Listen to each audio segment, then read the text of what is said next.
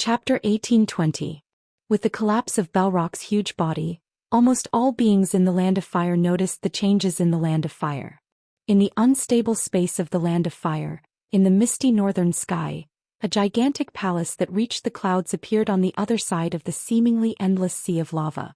It was so majestic and tall that it could support both heaven and earth. It had a grayish-black background, some bright red patterns and some golden runes. This was obviously not the work of nature. This was the palace where the fire demon king Ragnaros resided, the Saffron Palace. After defeating Lord Laeris, Avina was the first to rush back to see if she needed help. Who knew that she would see Belrock fall as soon as she came back? As the demigod with the strongest eyesight, she keenly noticed another change in the Land of Fire. Look! Avina spread her wings and pointed to a hillside that looked like a stairway to heaven, rising higher and higher. At the top of the hillside there was a huge circular portal. A moment ago it was just an empty ring, and within the ring one could see the sea of lava behind it. If anyone were to pass through the ring so foolishly, they would probably fall directly into the magma and be burnt to a crisp without leaving any bones behind. As Belrock fell, the runes on the ring, which were originally like chicken intestines, suddenly shone with a golden light. Under the illumination of the golden light, a portal with a mysterious and evil aura opened. In the center of the portal, in the chaotic and mysterious aura, there was a ferocious skull that kept flashing. No matter who looked at it, they felt that the skull was opening its mouth at them as if it wanted to swallow them. This is... Everyone was a little uncertain. At this moment, Duque came over, surrounded by hundreds of fire demons. One of the former guardians of the Land of Fire, the demigod hunter Xianxia, humbly bowed to the other demigods and then spoke. That is, flame breach. It can lead to Ragnaros' palace. In fact, although the Land of Fire was indeed the core area of the fire elemental plane, it was actually a cage where the titans of the pantheon had imprisoned Ragnaros and some overly ferocious fire elementals that couldn't be completely destroyed in a short period of time. Only through this portal can we reach the core region of the Land of Fire. Majordomo pondered for a moment and added, Ragnaros has been severely injured twice so far and his soul has become loose. The first time was 25,000 years ago when the Titans conquered Azeroth. The second time was when you destroyed his doppelganger in the Molten Core. If Master kills Ragnaros in the Saffron Palace, he will be erased from this world forever. A person who betrayed his master for glory was never likable.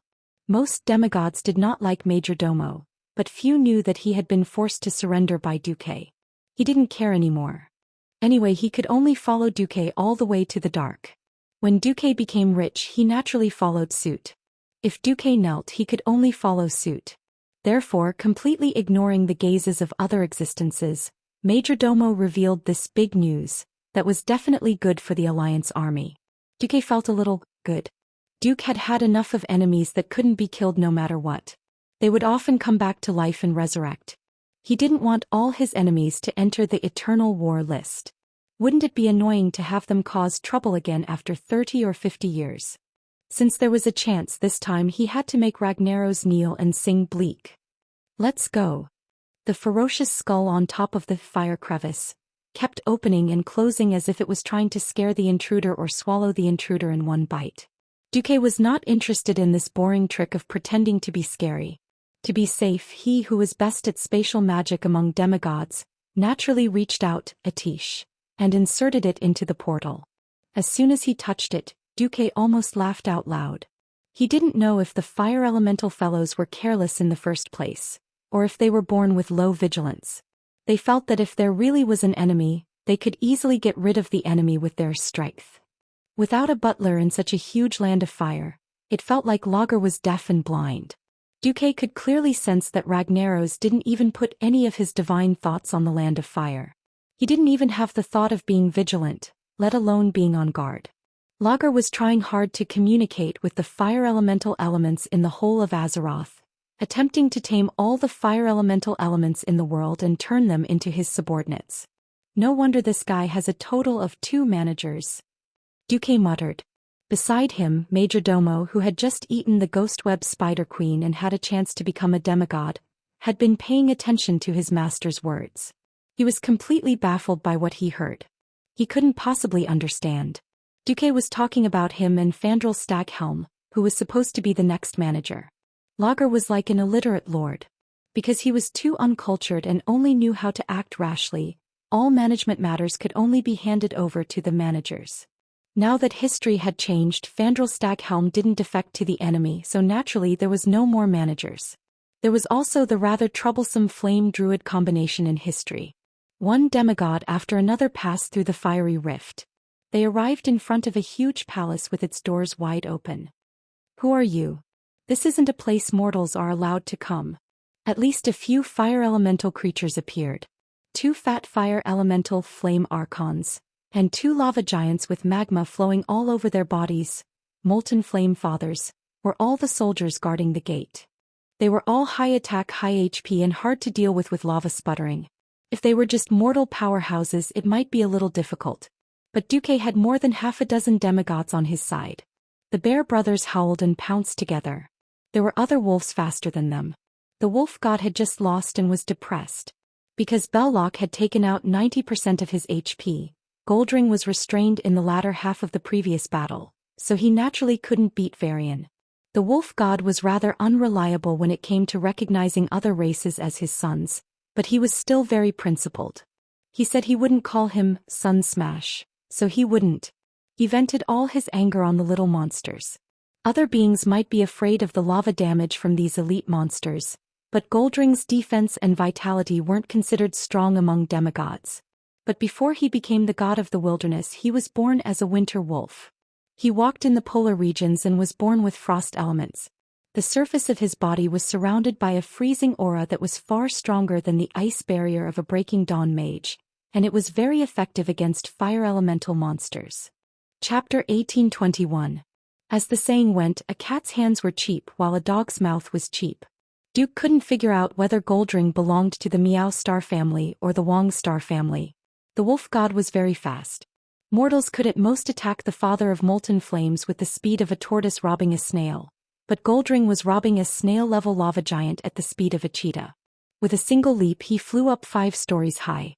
His 4 claws and mouth attacked at the same time, and with lightning speed he plucked off the lava armor on the giant's arm almost instantly. He had broken through 5 layers of armor as soon as he entered the battlefield. Goldring's white shadow flashed left and right a few times, and the rock giant turned into an ordinary giant with bright lava flowing all over it. Cenarius, who had been depressed by Duque for a long time and had been a babysitter for a long time, had never beaten anyone up before. It was rare for him to show off. He posed in a Vsop centaur pose, raised his front hooves high in the air, and a javelin made of vines automatically formed in his right hand. Cenarius exhaled and shouted, "Ha!" With a loud shout, a green vine spear cut through the scorching sky, like a man taking a piss. It split in half in the air and shot directly into the chests of 2 fathers of molten flames who had stripped off their outer layer of rock. A touch of green rose from the foreheads of the 2 high-level lava giants. It was as if they saw something they had never seen before in their lives. A vast grassland overflowing with green. 4 high-level elites lay dead just like that, leaving only lava residue on the ground. Demigods wouldn't be interested in the corpses of this level of trash. But Xianxia's 2 molten hounds were different. They rushed forward eagerly and tasted the delicious flame essence left behind after the death of their compatriots. Without needing Duque to do anything, the group continued to advance deeper into the Saffron Fortress. As a player in his previous life, when Duque entered the fortress he would complain about who had built such a gorgeous palace for Lager. Later he found out that it was actually in the style of the Titans. The servants of the Titans were built according to the standards of a prison. This fortress was a prison. But even if it was made into a prison it was still too beautiful. Most of the doors here were standard circular, and the flame characters on the circular borders gave off a smooth feeling of Latin. The brownish-black floor, paired with a large red round ball, highlighted the identity of the prisoners in this prison. Golden hemispherical braziers could be seen from time to time, with a golden band around them. They looked like a combination of Saturn and its rings. It was quite sci-fi. A fire elemental that looked as strong as Baron Geddon of the Molten Core blocked the only path. If it were 10 years ago, Duque and his hero alliance would have a headache encountering this fellow. At the very least he wouldn't be able to escape after 20 minutes of intense fighting. However, times were changing. After experiencing many battles, the heroes were also growing rapidly.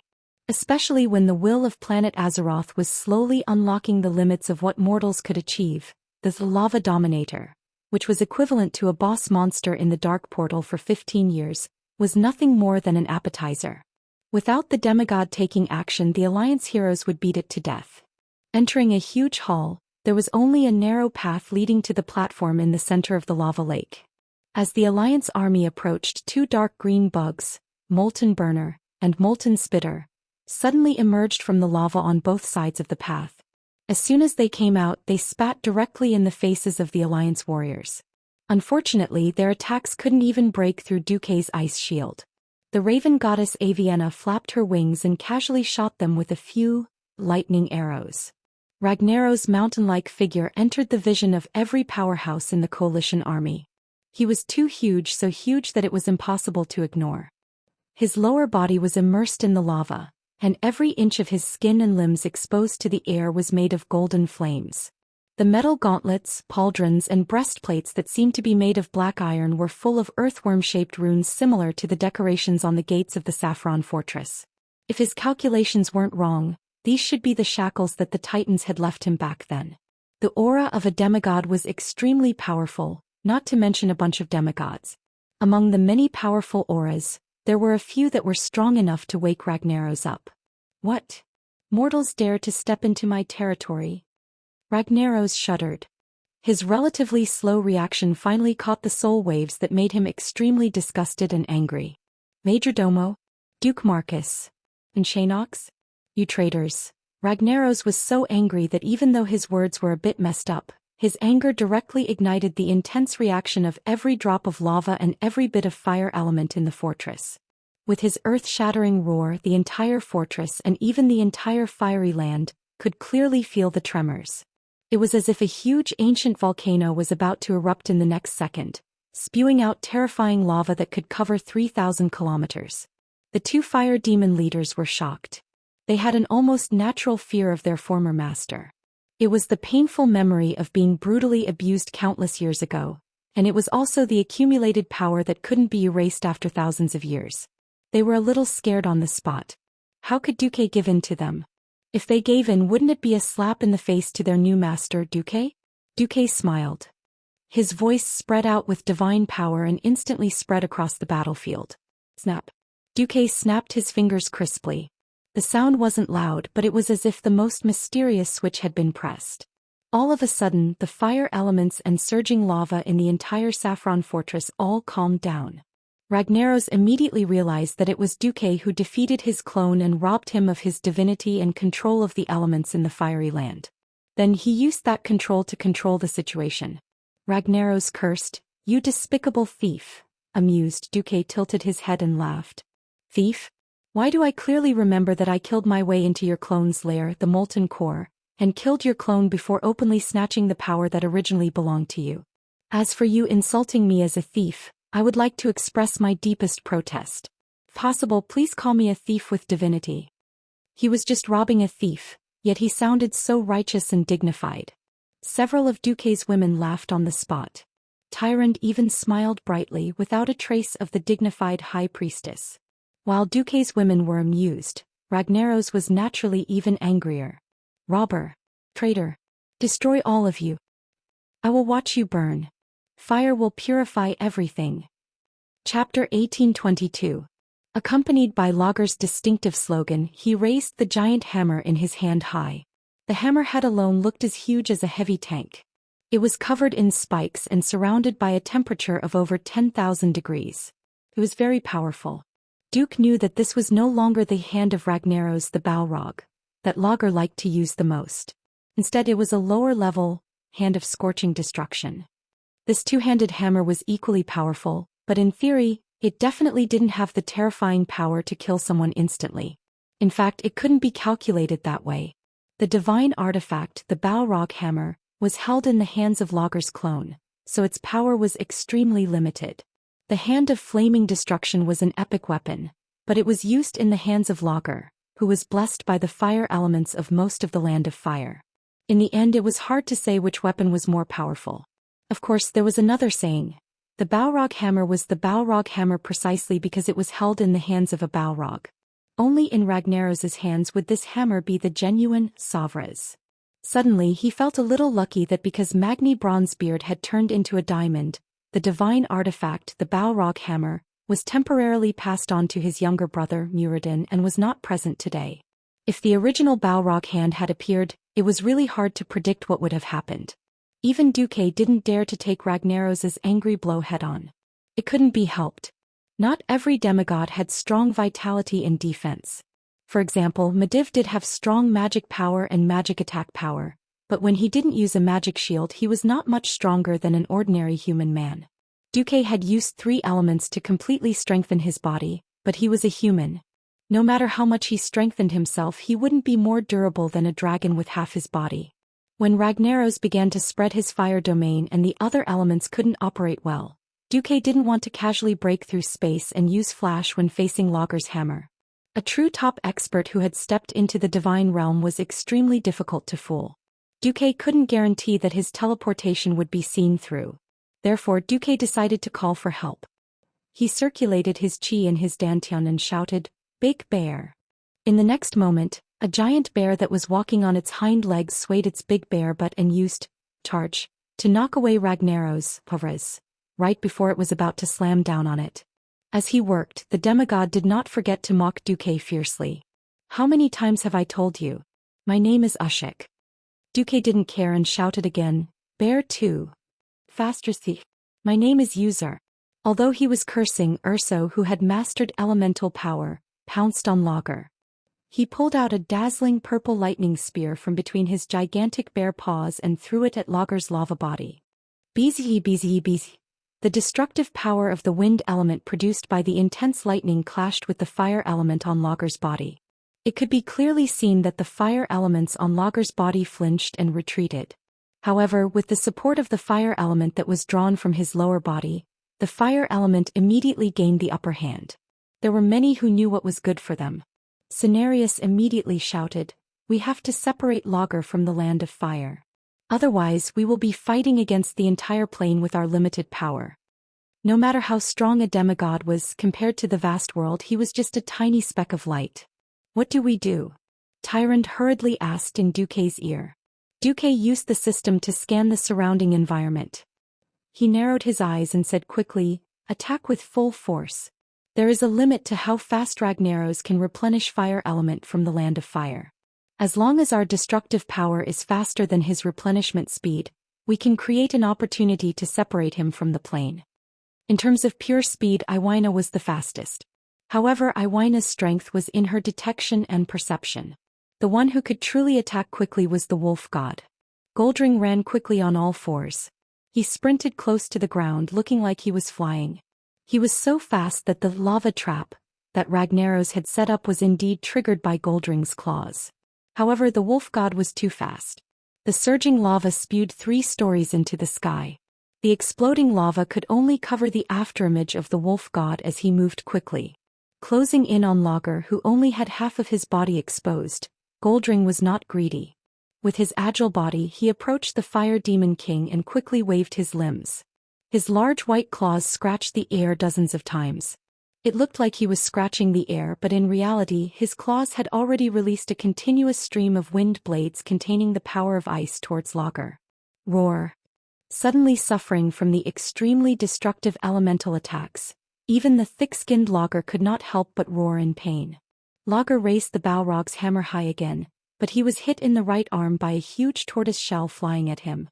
He almost lost his grip on Savras and dropped his hammer. After Duke cast an ice shield on him, the tortoise god let out a fart. It was not smelly, but it was especially loud. Poof! The hill-like turtle god flew into the air and smashed towards Lager.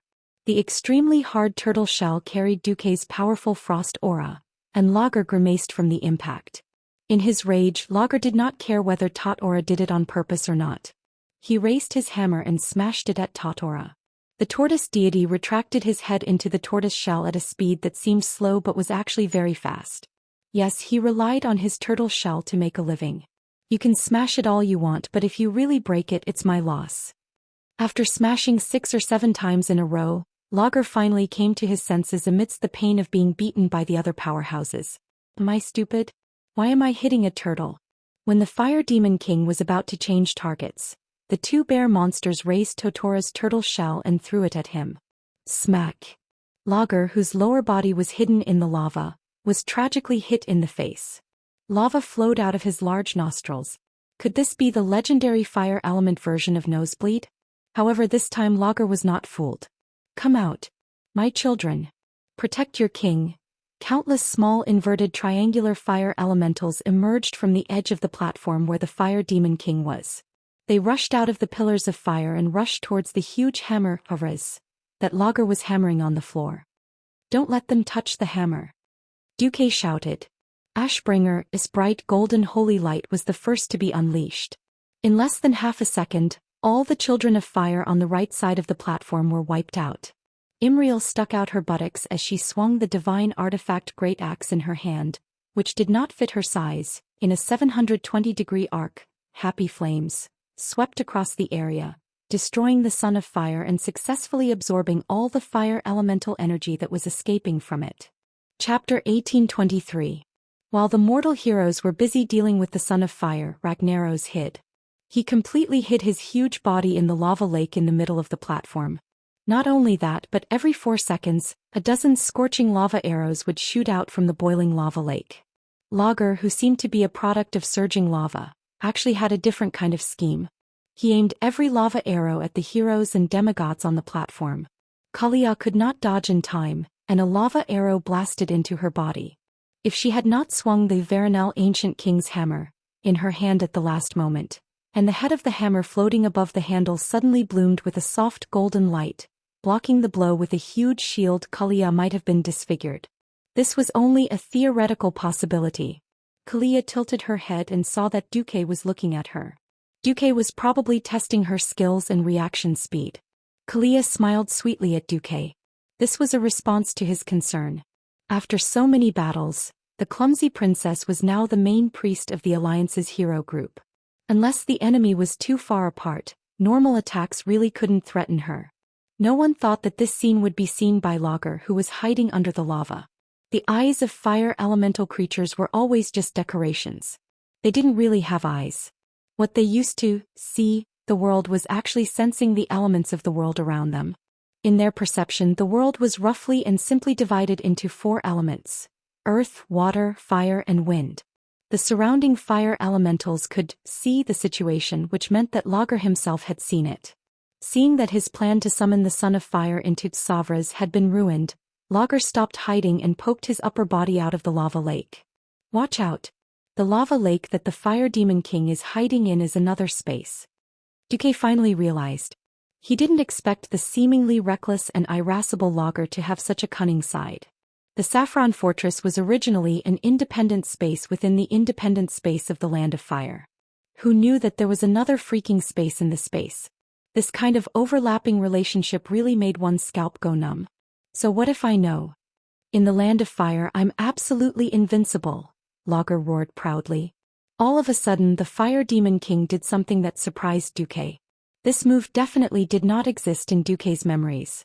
Unlike in the original history, Ragnaros's momentum at the moment was that he wanted to kill all the invaders. First he gave it a big slap. His left hand suddenly swept from left to right. Not only did his golden left palm emit a high temperature, but it also sent Urso flying more than 10 meters away. At the same time, it also created a lava wave that was at least 10 meters tall and 20 meters wide. No matter how well equipped they were and how many fire resistance potions they had prepared beforehand, no mortal hero would be willing to bathe in the suffocating invisible lava. That kind of deadly heat in the darkness would cause nightmares after just one. The veteran team members who had experienced the Battle of the Molten Core all retreated in a hurry, just like William. He had already rushed to the side of the lava lake and used the holy sword wind created by the dual sword artifact to slash at Lager's waist. Lager swung it horizontally, and he had no choice but to jump out of the attack range of the lava wave. Unexpectedly, this was a feint. Lager didn't intend to use this move to hurt anyone. All the previous actions were just to cover for the fire demon hammer that he had pulled behind him and raised high. Cenarius, who was at the outermost part of the platform, saw everything clearly. He immediately exclaimed, "Be careful." It wasn't that they didn't want to be careful. A fire giant whose upper body was 10 stories tall was extremely fast and terrifying. Anyone who had faced it before would know how terrifying it was. If it was just a simple physical attack, it would be terrifying enough. Not to mention, before this attack, Ragnaros had forcefully used his greater control of the elements to push away all the other elements on the platform. When the fire element was more than 99% dominant in a certain space, using other elemental magic would become a joke. If one wasn't a demigod, they probably wouldn't even be able to activate a life-saving skill like Ice Barrier. When Lager did this, Duque already felt that something was wrong. He also had a share of control in the fire elemental realm. Unfortunately, after the Land of Fire was connected to Azeroth and was replenished with new fire elements, his share was indirectly diluted. Even if he killed a few leaders and secretly snatched the elements in the Land of Fire, Duque's control of the fire elements in Lager's lair would not exceed 20%. Duque didn't know who Lager was going to attack. As a demigod of the magic net who made a living by controlling elements, Duque's first priority was to seize control of the elements nearby. He regained control in half a breath, and it even reached about 40%. However, Lager's all-out attack had already arrived. At this moment, Duque finally realized that Lager's target was Kalia. In a team battle, get rid of the opponent's healer first.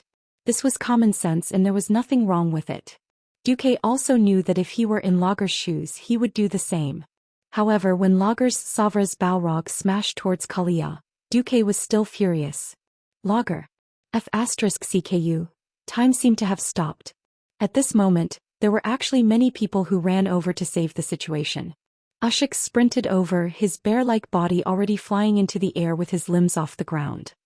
On the other side, William brazenly activated the warrior profession skill, Assist. His body turned into a stream of light and rushed towards Kalia. As long as he could catch up, he would block this attack for Kalia even if he had to cross his swords to block it. However, everyone knew that both of them were half a beat too slow. Based on the attack speed and trajectory, the Balrog hammer would hit Kalia before they could.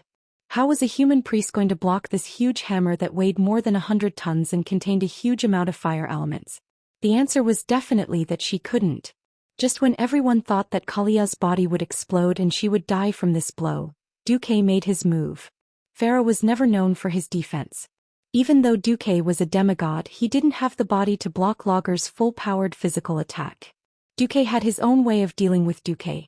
Unknowingly, his divine artifact sword had merged with his staff once again. A strange divine artifact spear turned into a gorgeous arc of light and pierced the bottom of Lager's Balrog hammer. Chapter 1824. The momentum of Ragnaros's hammer was absolutely astonishing. However, when a landslide would not affect anyone no matter how powerful it was no different from fireworks. All that was left was a spectacular sight. When a bang. Duque had never thought of facing an enemy like Lager, who was both an elemental and a strength type. His spear strike was similar to Tai Chi, which was able to move 1,000 kilograms with little effort. He did not deliberately block it. Instead, he used the simple principle of leverage to cause Lager's hammer to miss.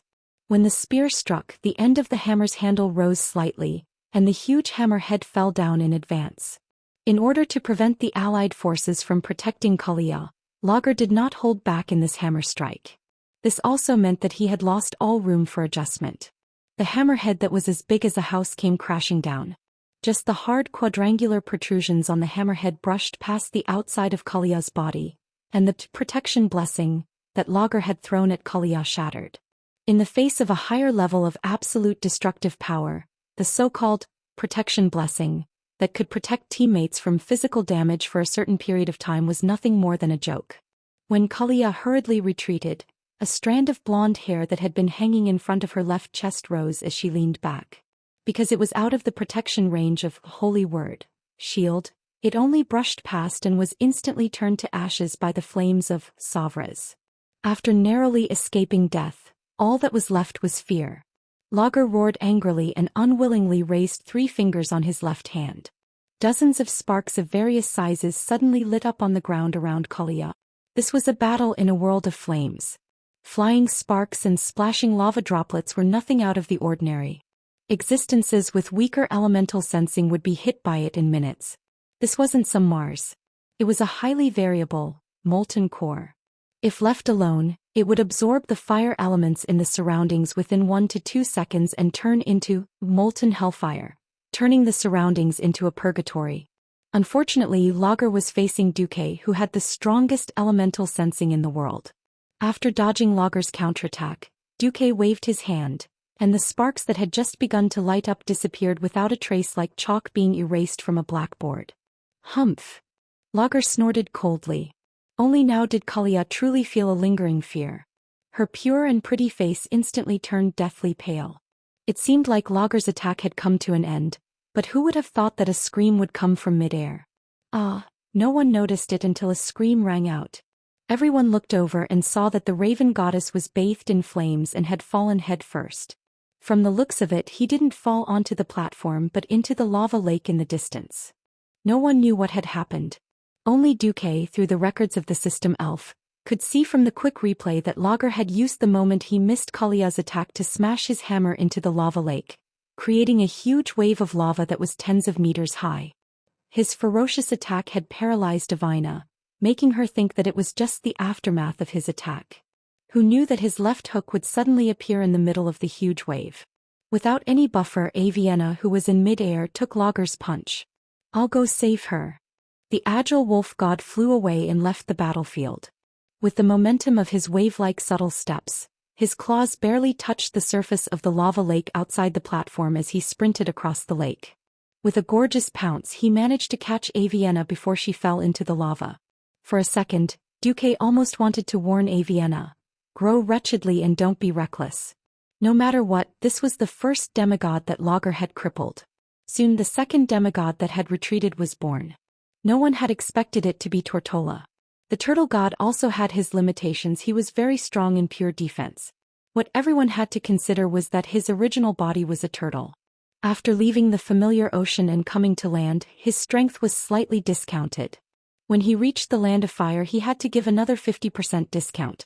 His defense against physical attacks was indeed impressive, but Savra's main attack method was the fire element. Duque had already been continuously injecting frost elements into Tortola's body to offset the power of the fire element, but he had received too much fire element. When he couldn't expel it from his body, Tortola's demigod body was directly affected. His tortoise skin was drying and cracking, and his limbs were becoming sluggish. In the end, he couldn't even stand. Like a billiard ball, Lager hit his turtle shell horizontally and sent Tortola flying near the fortress gate. Lager had seen through Tortola's weakness: slow movement. The turtle god's movements were slow due to a lack of water. Who knew how long it would take for him to crawl back to the center of the battlefield? That guy's turtle shell was measured in tons. Apart from him, who could carry such a large turtle shell back? Perhaps the Bear brothers could. The important thing was that the Bear brothers had already taken over Tortola's position and became the main MT. Duque frowned. With the support of the entire plane, Lager's combat strength was a little beyond imagination. "Duque, are you done yet?" Cenarius was already a little anxious. One's personality determined one's fighting style. Duque's personality of planning before taking action meant that he wasn't the type to attack fiercely the moment he appeared, unless he had the ability to absolutely crush his opponent. Contrary to the way he instantly killed the broodmother Beth Tillich. After Duque started fighting, he spent most of his time throwing frost arrows unhurriedly and occasionally saving the situation. In fact, Duque was taking drastic measures to fight with Ragnaros for the elemental dominance of the Saffron Fortress and even the entire Land of Fire. Not every demigod had the ability to multitask like him. Most powerhouses could only focus on one thing at a certain time. Lager was desperately defending against the attacks of many demigods in reality, so he couldn't focus on controlling the elemental dominance over a wide area. In a sense, Duque was fiercely waving his hoe and trying to take advantage of Lager's weakness. Duque was generally very successful. The only problem was that Lager's control over the elements was extremely rough. Generally speaking, the most standard way to fight for elemental dominance was to inject one's will into the elemental energy mass. When the element completely acted according to one's will, one would obtain the control over that element. It was a competition of the resistance and invasion of one's will. However, Lager didn't fight against Duque at all. Invasion of Duque's will? Right.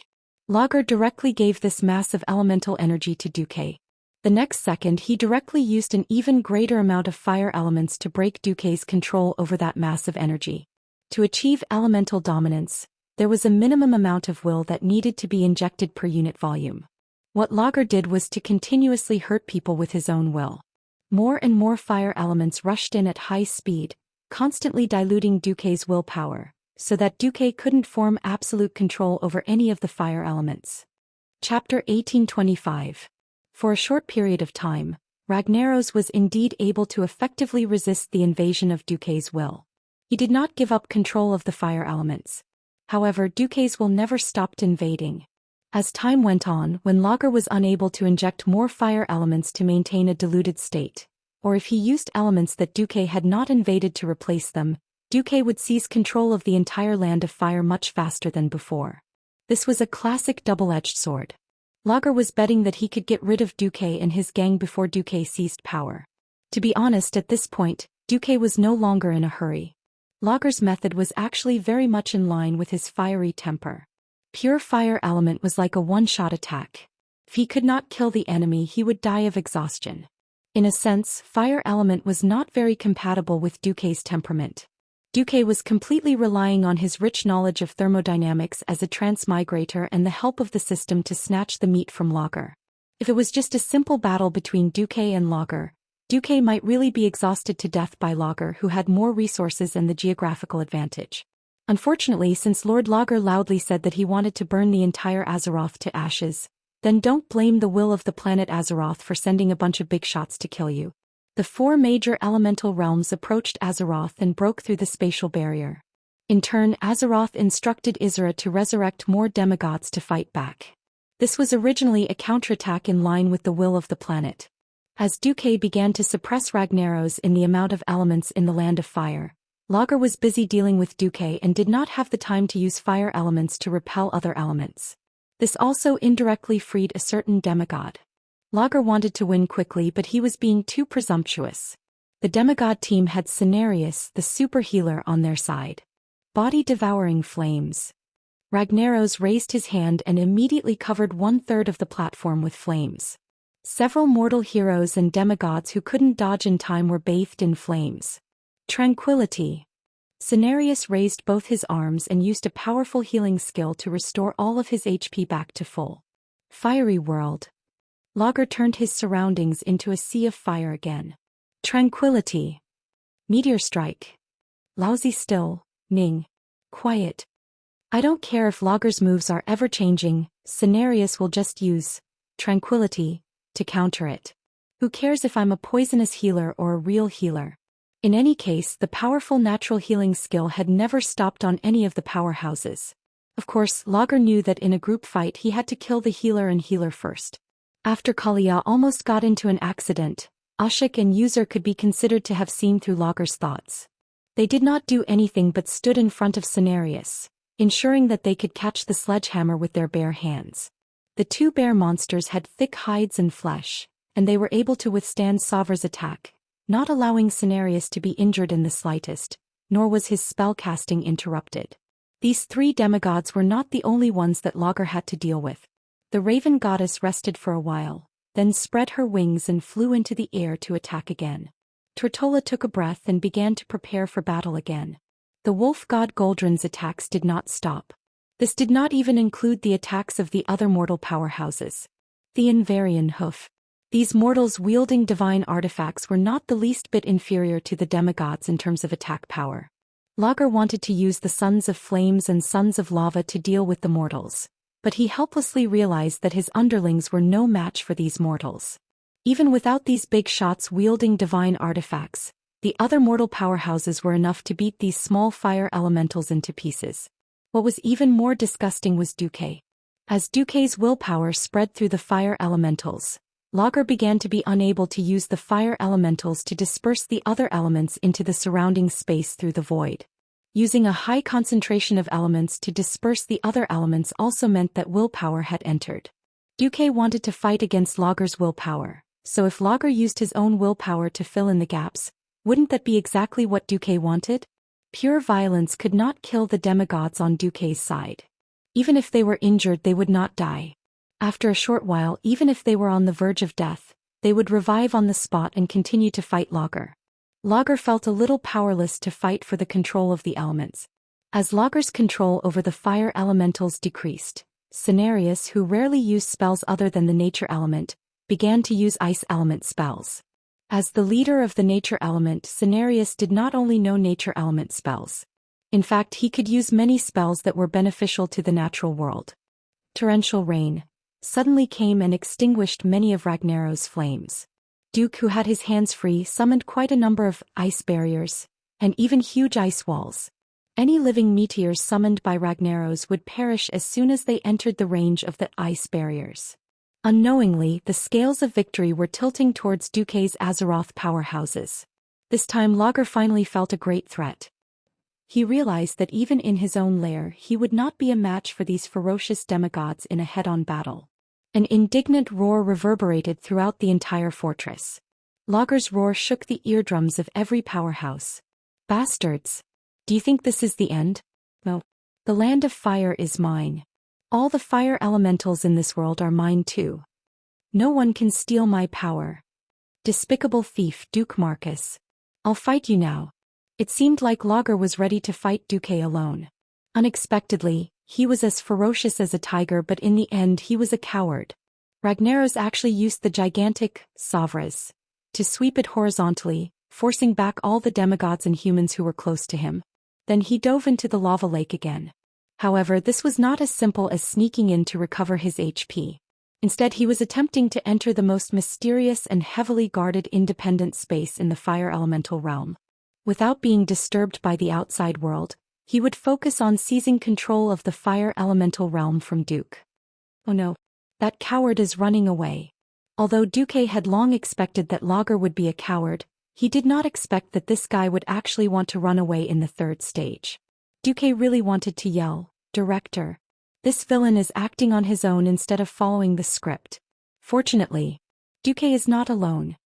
Behind him there were many people doing odd jobs. When Duque held a tiche and used the power of space to block the entrance of the lava lake where Ragnaros dived into, the other demigods exerted their strength. Briar and Bramble stretched out their huge claws, and their four bare paws directly grabbed the entrance that Lager was trying to close.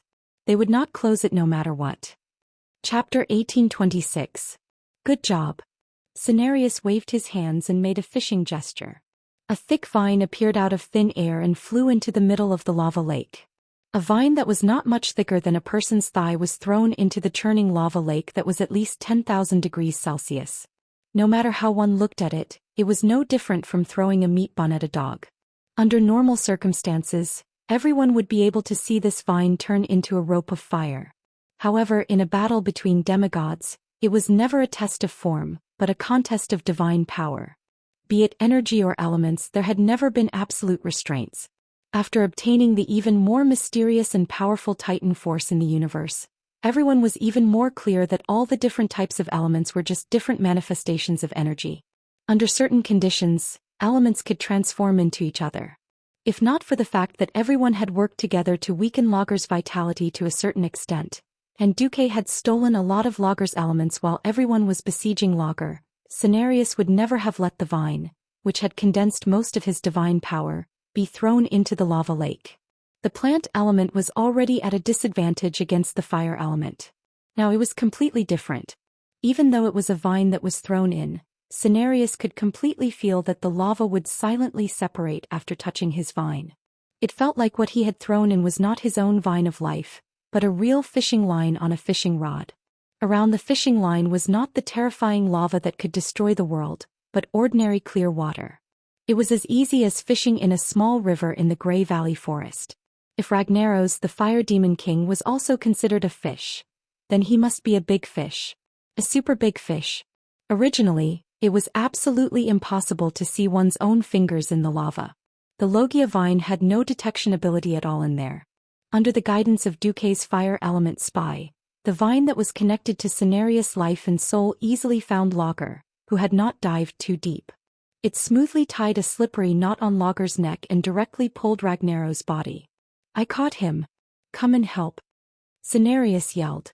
Apart from Duque, who was still leaning on a tiche and focused on preventing the spatial rift from closing, almost all the demigods rushed to Cenarius' side. The turtle god Tatora arched his body and made his turtle shell the fulcrum of the vines. Xiongda and Xiong'er were the strongest. They grabbed the vines and pulled them out like a tug-of-war. Goldring's strength was not too weak. He bit at the very end of the vine and used all his strength to pull it towards the walkway leading to the platform. What was hilarious was that the demigod fire demon hunter Xianxia, who had been watching from afar and was too embarrassed to do anything, or rather he was afraid of angering Lager, his old master, but he also came to help. As the saying goes, everyone kicks a wall when it's down. Lager relied on his gigantic physique, which was at least 10 stories tall to begin with. However, there were too many demigods here. Apart from the Raven Goddess and Cenarius, who were slightly weaker in strength, the others were all demigods with decent strength. As the saying went, who could be blamed for challenging the entire world in a moment of excitement? With the combined efforts of the group of demigods, Lager could not even be a coward this time. He was directly pulled out of the final safe haven. I'll separate him from the land of fire. Duque yelled. The involvement of Cenarius and the other demigods undoubtedly separated Lager's god. While Lager was busy struggling in the lava lake, Duque suddenly increased the pace of his attacks. Many mortal heroes noticed that the lava lake that Lager had dived into had started to cool down. Even though they could still see the golden light shining from below, the surface of the lava lake had undoubtedly started to solidify. It was a grayish-black color that appeared after volcanic ash cooled down. The next moment, Lager's gigantic upper body was pulled out of the lake. In the center of the lake that was starting to cool down, Lager discovered that he could not break free from the damned vines, so he simply broke through the rock wall and stepped out with one leg. Then he used the other leg. Before the lava completely cooled down and solidified, Ragnaros's entire body finally appeared on the platform. When his gigantic body was pulled out by the vines, Hoof exclaimed when she saw Lager's appearance. Oh my god! Lager was actually pulled out by you guys in his underpants. It would have been better if she had not said that. Now that Hoof said that, the group of Alliance heroes burst into laughter. Back in the day, Lager's clone was so high-end and magnificent. His burly upper body, domineering bracers, armor and breastplate, the gigantic fire demon warhammer that seemed to collapse mountains every time he waved it, and his lower body was constantly spinning like a fire tornado. Ragnaros, who was in the molten core, undoubtedly gave everyone a supreme epic feeling. The description of the fire demon king from the heroes made countless busybodies in the tavern sigh with emotion. The children who worshipped the heroes were also moved. What the hell was this Lager? It would have been fine if they did not look at his lower body. One look and they felt that he was not just one level lower. Although everyone could imagine that he was a humanoid creature with 2 hands and 2 legs, this Lager was only wearing a pair of short metal underpants, and his crotch armor was like a huge black iron anchor that was swinging around. It was easy to think of things like tiger penis or elephant penis. Forget about that. Compared to Lager, who was wrapped like a conical bucket, it was easy to think that Lager was actually like a sissy in a skirt who suddenly shyly went back to his room. Originally, he thought that the room was too hot, and in order to cool down he only wore underpants and wandered around his room. It was at this moment that a bunch of unromantic bastards grabbed him out of his little nest and wanted to beat him up. This was really out of character. You've angered me. You've really angered me. I'll come out now and crush all of you into ashes. Lager's threat might sound powerful the first time, but after hearing it for a while, it sounded like the laments of a defeated dog. He.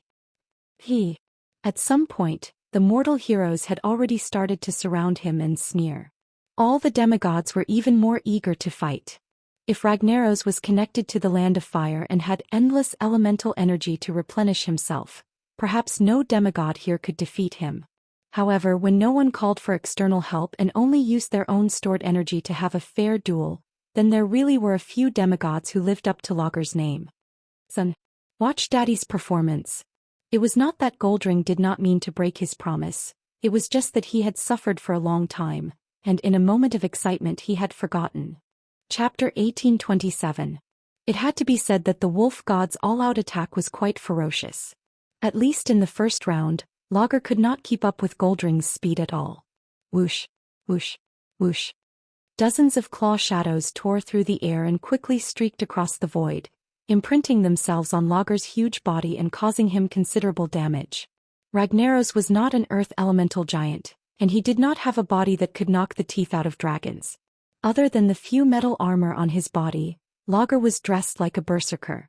If he changed to a shield and changed his hammer to a spear, he would look like a Spartan with 300 red underpants. In a rage, Lager swung his hammer at Goldring. Unfortunately, the difference in size and speed made Lager look like a human lord trying to deal with a white mouse that had crawled all over his body. The waist between Lager's breastplate and belt was as big as a racecourse for Goldring. If Lager had focused all his attention on Goldring, the Bear brothers would have already arrived. Oh ha, ha, ha, ha, ha. Two pairs of bear paws flew up and down, each of them able to hit a large patch of lava from Lager's waist. When Lager tried to send these two huge opponents flying with a sweep, it was tortoise god Totora's turn to face his hammer. When he released a large-scale fire spell, it was Duque and Iwina's long-range attacks. Iwina's attack power was limited, and could only be considered a nuisance at most. Duque, the thief who had stolen the origin of fire, was the one who was aggressive. Just think about it, even Cenarius had started casting frost spells. How could Duque, the demigod of the weave, not attack?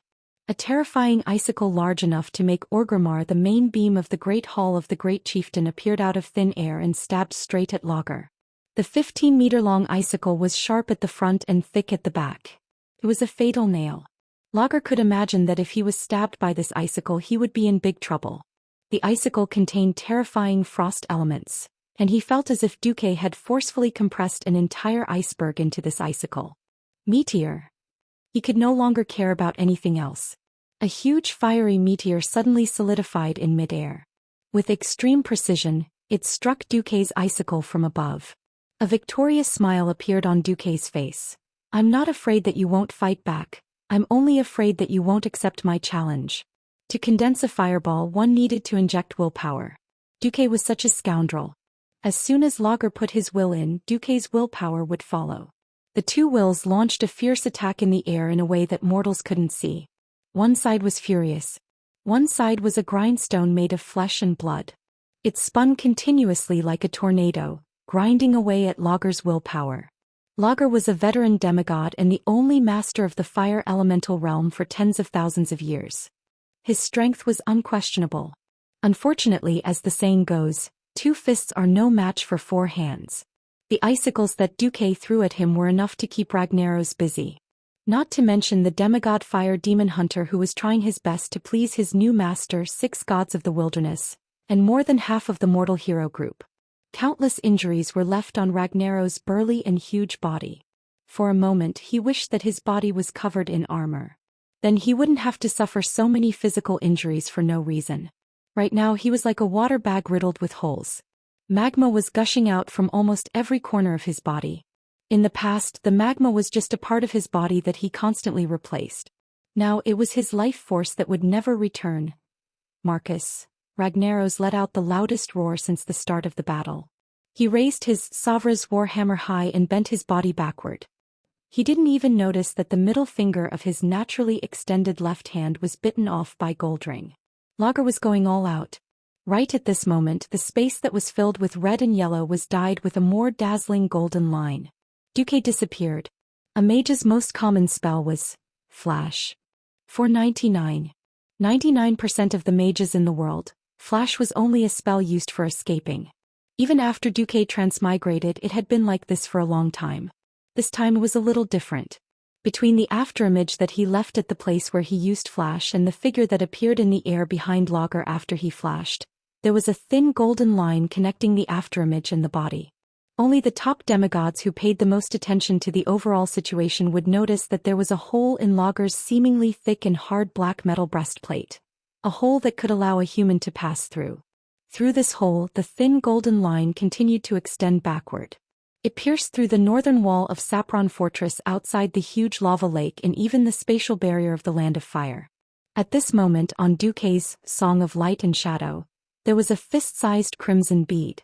It wasn't quite right to call it a bead because those with sharp eyes such as the crow goddess Avina were surprised to see that the bead was contracting and expanding like a human heart.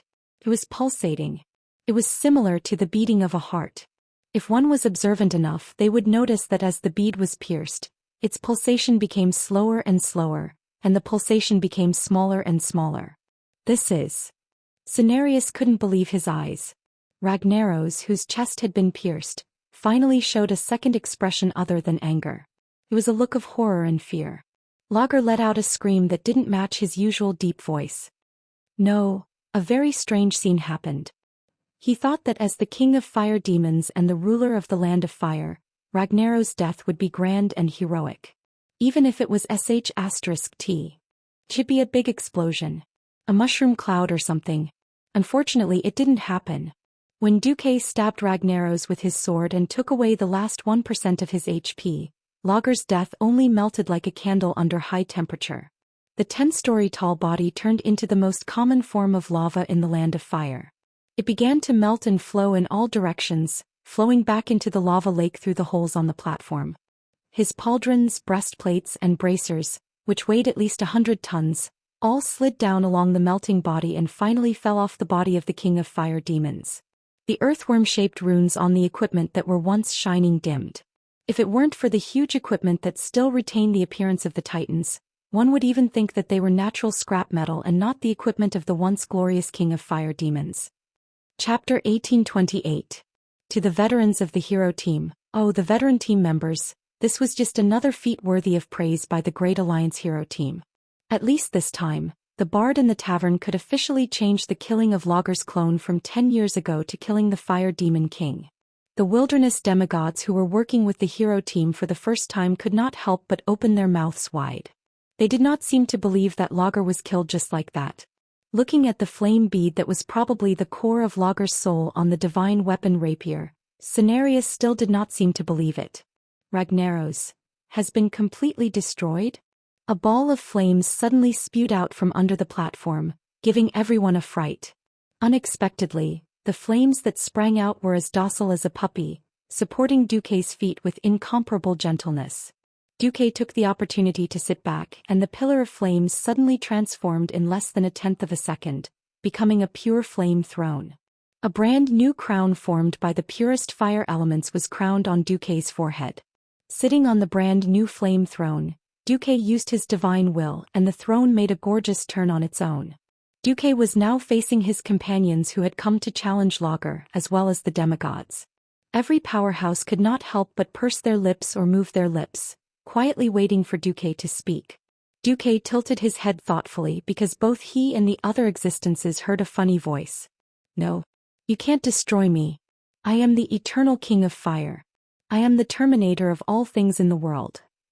Duque put Tish back into the space storage bag and used his free left hand to pluck the flame bead that had not completely stopped beating. One could feel the violent wrath of thousands of vengeful spirits gathering on it. It was an irrepentant irritation. It was an eternal roar. Duque's lips curled into a smile. Yes. Very good. As expected, this is the real fire demon king. I'll be very disappointed if you suddenly admit defeat at the very end. Duque looked into the eyes of the two fire demon leaders and saw the desire and fear in their eyes. However, they quickly recognized their situation and bowed their heads deeply to Duque. As traitors, all the fire demons had complicated feelings.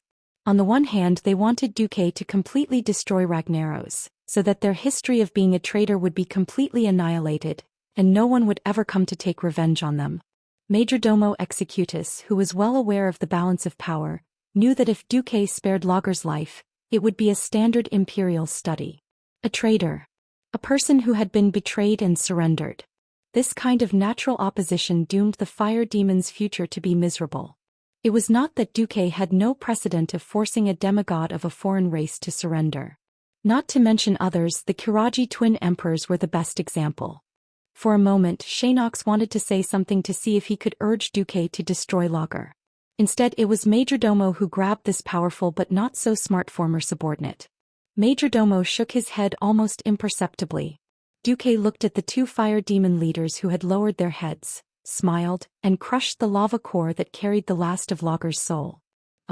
No. For a moment, an unprecedentedly violent impact of the soul and divinity directly blasted into Duque's spiritual world. The next moment, the sky and the earth changed color. The lava at the bottom of the platform, the runes around Saffron Fortress, and even the lava that splashed on the surrounding walls, all dimmed at this moment. It was very obvious that the temperature of the air began to drop.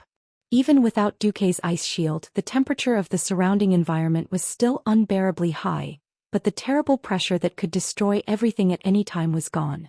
In a broad sense, the Land of Fire was a very vast place.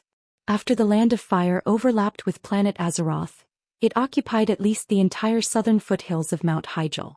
On the defense line close to the north, a large number of low-level and mid-level fire elemental creatures were crazily attacking the defense line formed by Guardian Hyjal, the Night Elves and the Dalajan Mages.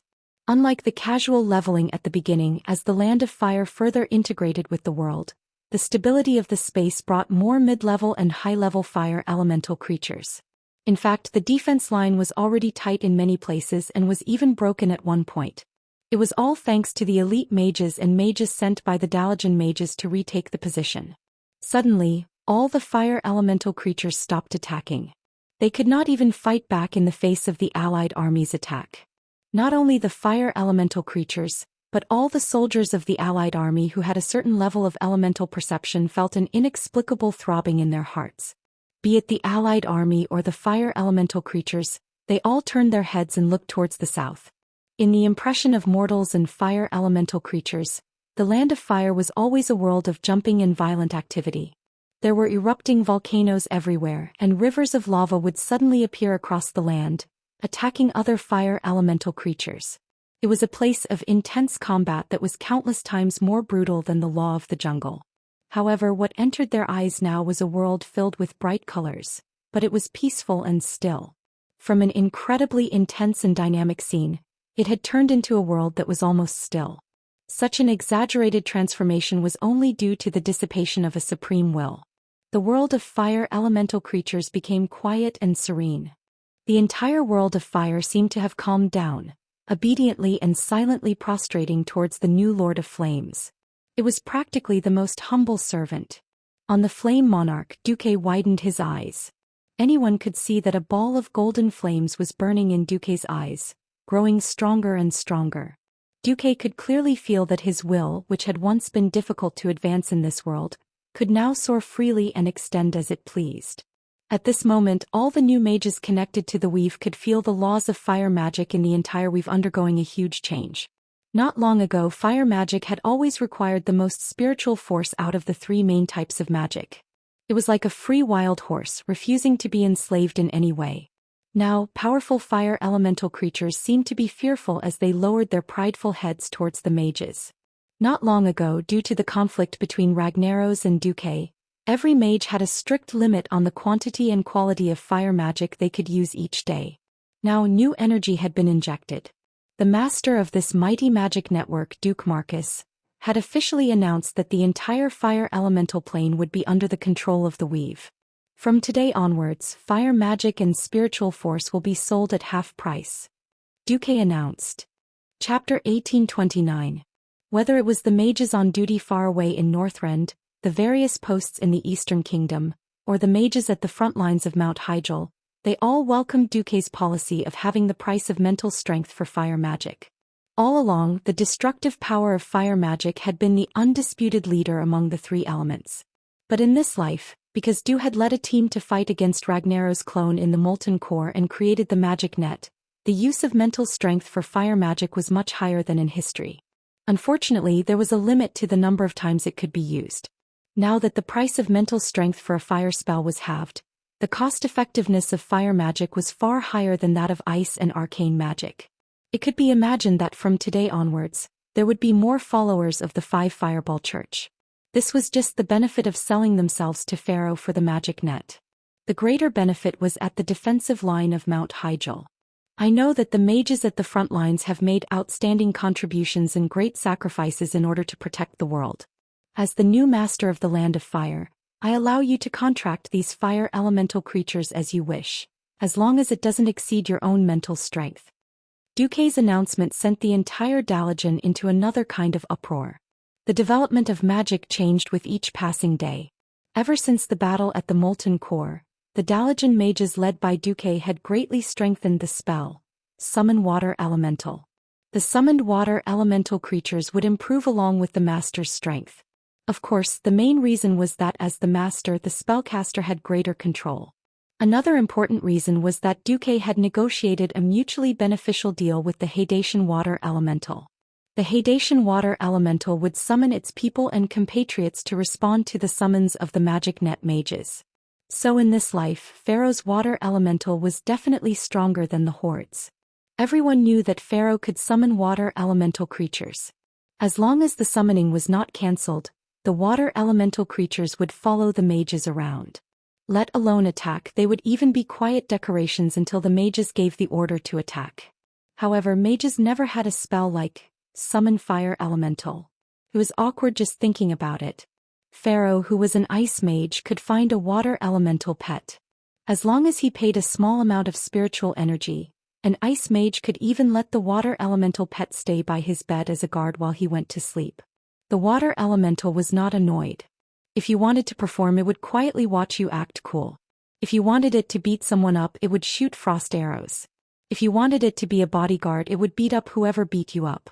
The water element was so useful that the majority of fire mages couldn't accept it. Fire mages would eat their own food. This kind of misery could only be experienced by the fire elementalist himself. For a long period of time, be it the Alliance or the Horde, they used ice magic more than fire magic. There was no other reason. The survivability of the ice element was much stronger and it was very useful. Now that Duque had taken control of the land of fire and become the master of the fire elemental realm, the entire world of magic seemed to have been turned upside down. It wasn't that there were no fire mages who wanted to use fire elemental creatures as long-term summons.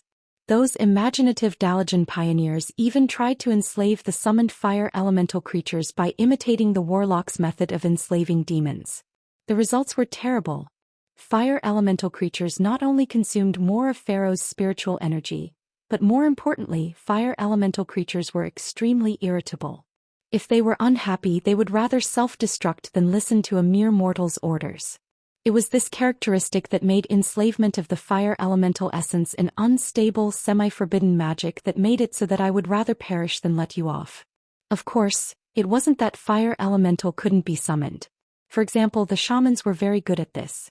Through the fire elemental totem, they could summon the fire elemental for a short period of time to help fight monsters. Short-term summons were different from long-term bodyguards. Moreover, in reality, the shaman's ability to summon fire elemental was extremely limited. They would first contact the fire elemental realm with their spiritual energy, then humbly ask for the fire elemental's help through spiritual communication. Under normal circumstances, the fire elemental totem would be effective. But the fire elemental could ignore you. This meant that the fire elemental totem in this world wasn't very effective in actual combat. Unless it was a radiant moon mage with extremely high spiritual energy, very few people would enslave the fire elemental. Even if there were people who used it, they would mostly use the fire elemental as bombs or walking self-destruct soldiers. Duque's order for the fire elemental to submit to mortals was a completely subversive move. Using their own spiritual energy to attract the fire elemental and condense it into a fireman couldn't possibly have its own will. How could the summoned fire elemental fight? Summoning elemental creatures required constant expenditure of spiritual energy, but conversely, the summoner didn't have to worry about every attack of the elemental creatures. How could one fire elemental compare to two fire elemental creatures? In previous battles, the fire elemental would be at the front while the mages would drink tea at the back. For a moment, the pharaoh at the front line of Mount Hyjal was full of ideas, and all sorts of new tricks were developed almost instantly. Some people contracted 4 fire elemental creatures and really played with 5 fireball gods. Some people contracted more than 10 inferno imps in one go and played with group fire arrows. There were also people who had designs on the molten demon hounds. What the hell, they actually contracted smaller molten demon hounds as mounts. That was so cool that others would die of envy. There was even an ice mage at the Morning Star rank who tried to contract multiple fire elemental creatures. He succeeded and then summoned a fire elemental and a water elemental at the same time. Unfortunately, before he could truly experience what it felt like to have ice and fire at the same time, the water and fire elemental creatures under him started fighting among themselves. It wasn't a small fight but a fight to the death. This was amazing. Two mages had clearly summoned a water elemental and a fire elemental each. Even if they stood at the side, it would be fine. Why did a mage summon two elemental creatures of opposite attributes at the same time and start fighting? There were too many things that made the Mount Hyjal defense line a little lively and even messy. If not for the fact that these alliance mages had fought alongside the Night Elves and defended Mount Hyjal to the death not long ago, the old fogies of the Night Elves would have flown into a rage and chased them all away. Don't King cause trouble in our holy mountain. Duque knew a thing or two about the situation outside. He didn't have time to care. It couldn't be helped. If he killed Ragnaros as an outsider, the fire elemental creatures wouldn't think much of it. Then the fire elemental creatures wouldn't think much of it. Even if Duque and the rest killed all the fire elemental creatures in the entire Land of Fire, it wouldn't matter. Chapter 1830. The characteristics of the Land of Flames meant that new fire elemental creatures would be born here at all times. They would follow the instincts of fire creatures and keep fighting, devouring, and growing. Perhaps in a few years another Lord of Flames named the Great Lagerscrew would be born, and he would bring a large force to Mount Hyjal to cause trouble. If that was the case, the Night Elves would not have peace. This time it was the king's flag at the top of the city wall. As a demigod, Duque overthrew Lager's rule and injected his will into the entire Land of Flames. The nature was completely different. Duque was the new king of flames. After Duque killed Lager, no one stopped Duque's will from pouring into the entire Land of Flames. The vast willpower that was as vast as the heaven and earth began to invade the entire Land of Flames unscrupulously. Duque's will was like the roots of a tree, penetrating, rooting, and sprouting into every crevice in the Land of Flames and every place with high concentration of elemental energy. After Duque completely controlled everything, the ancient elemental language with a mysterious rhythm echoed in the entire fire elemental realm. I am the weave demigod Duke Marcus of Azeroth, who controls the three major elements of fire, frost, and arcane spells. In the battle with your old king Ragnaros, it ended with my absolute victory. Now I hereby declare that I am the only master of the Land of Flames, the supreme ruler of billions of fire elemental creatures. Who agrees? Who objects? Perhaps in the eyes of mortals, Duque had already led outsiders to defeat all the bosses in the Land of Flames. There shouldn't be anyone stupid enough to come and seek death, right?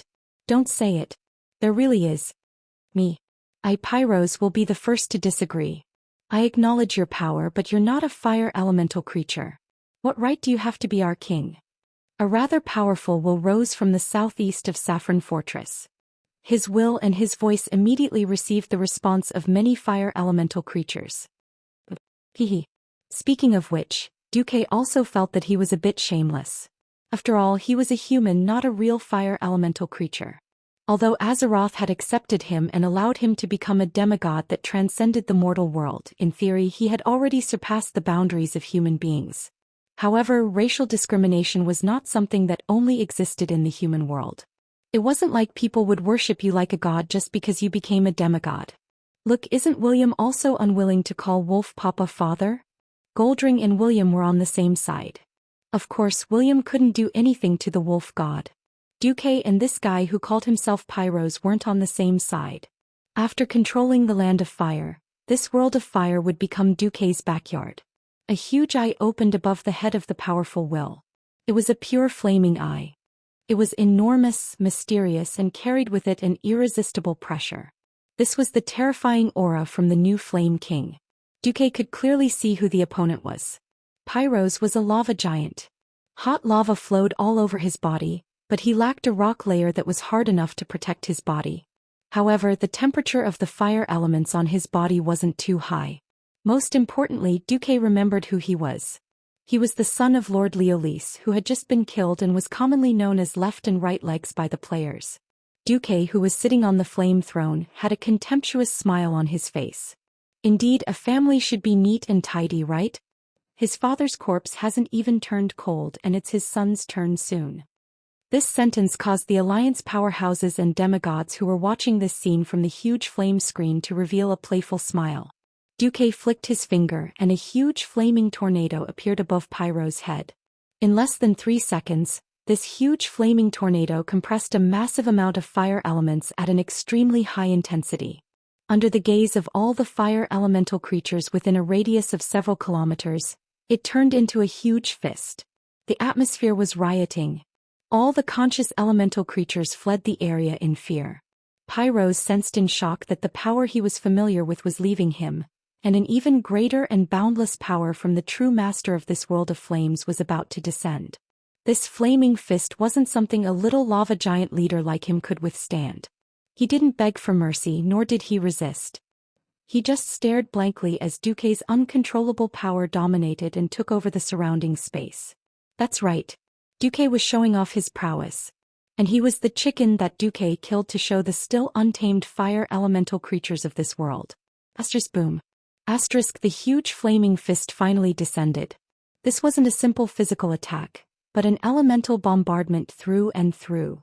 A thick pillar of fire that would take 30 people to wrap their arms around connected the ground where Pyros stood with the endless flaming sky. This rather powerful lava giant leader who should have survived until return of the Legion, before dying just like that his soul and body were reduced to dust in this fiery land. Just like that, Lord Riolis's lineage disappeared from the history of the Land of Fire forever. More flaming eyes appeared in the sky of the Land of Flames. They used their sharp gazes to sweep across all the fire elemental creatures on the scorching land. As the flaming eyes blinked, a sharp voice rang in the ears of every fire elemental creature. Who? Who else? Who disobeyed the rule of the new Lord of Flames, Duke Marcus? Is it you? Is it you? Or is it you? As if he was calling names, Duque sent his majesty and will down on the heads of the relatively powerful second-tier leaders. The mother of Nightmare Spider Besterac was dead, but that didn't mean that the entire Nightmare Spider race was wiped out. Under the mother of Nightmare Spiders, there was actually a group of powerful Nightmare Spider lords, and the most outstanding among them was Xianxia. When Duque's will descended on her head, her 6 legs almost instinctively turned to jelly. She knelt on the ground on the spot and curled up into a ball. Xianxia of course obeys your rule. I am a servant who serves the Supreme Lord of Flames, Duke Marcus. Very good. Duque's voice came from the flaming eyes. As a powerful Nightmare Spider who obeys me, I grant you the title of Nightmare Spider Mother. But there are other powerful Nightmare Spider lords. Her grievance only lasted for a second. Suddenly, within a few kilometers of her territory, 5 or 6 miserable screams came at the same time. Those were the final cries of the Spider Mother, who was at the same level as her. Enemies who used to be at the same level as her were instantly turned into ashes. The new Lord of Flames, Duque, was actually so powerful. Chapter 1831. Not daring to struggle or resist at all, the new broodmother kept her curled-up body and offered her humble loyalty to the new master of the Land of Fire in her own way. None of the spiders in this world were trustworthy. Most arachnid creatures had sinister, cunning, and unpredictable characteristics. Duque didn't care because he wouldn't bother to pay attention to a broodmother who wasn't even a demigod. Since he was the king in the Land of Fire, Majordomo would become the manager of this place again in 10 years. Under one person. Above all others. He was talking about the fire demon supervisor. Moreover, Majordomo used the former broodmother's flame core to become a demigod. How could he be on good terms with this broodmother? Duque didn't say anything and just smiled. He used to think that all the masters in the fire elemental realm had been wiped out. Now he realized that he was taking things for granted. If he didn't control all of the fire elemental realm, he wouldn't have known that Smodron, who was supposed to be one of the 4 elemental lords in the original history, was actually quite powerful at this point in time. He wasn't in the narrow scope of the Land of Fire. Instead, he was near Grey Valley. As a lesser lord, he restrained his subordinates and didn't let too many fire elemental creatures rush into Grey Valley to set it on fire. To the great supreme of fire, I, Smodron, offer my loyalty. The fire elemental lord, who looked like the gatekeeper, Belloc, knelt on one knee before the huge eye of fire. Don't you dislike me because I'm a human? Duque's booming voice came from the eye of fire. In my eyes, fire elemental creatures are no different from other creatures. That's why I've always opposed Ragnarok's plan to destroy the entire world of Azeroth. I lack the strength to fight against him, so I exiled myself to this remote place. Smodron was speaking the truth. The fire elemental density in his territory was obviously far less than in Logger's lair. Of course, if he had been recruited by Lager earlier, he would have been lying on the ground like the other stubborn fire elemental lords, and even his flame core had been dug out and devoured. Duque was quite satisfied with this guy. Very good. Come to my throne room and I will grant you your rightful place. A huge door of flames opened in the void. Smodron did not resist and walked in directly. When he came back to his senses, he saw Duque surrounded by a group of fire demons and a group of demigods. Without much to say, he knelt down on one knee and swore his loyalty. The ceremony was completed.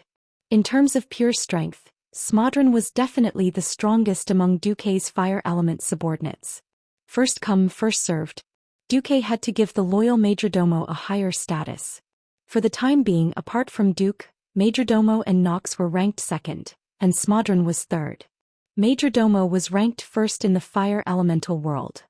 In the long run, Duque would consider giving Smodron the second position after he made a contribution. This was a check and balance as well as a test of strength. But that was a matter for the future. Dominating the land of fire and becoming the king of one of the 4 major elemental realms, Duque's value would definitely rise. Considering Duque's characteristics as the pharaoh, it was not hard to imagine that he would definitely attack the Tidehunter's water elemental realm.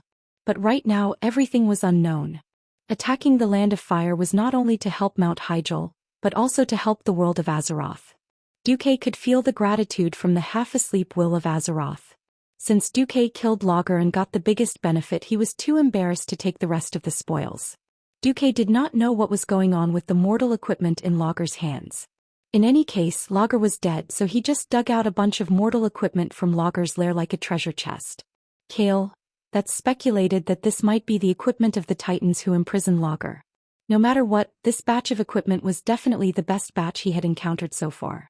Arethar's Eye of Flames was an epic longbow with a unique design of flames. The huge handguard on the bow also functioned as a gauntlet.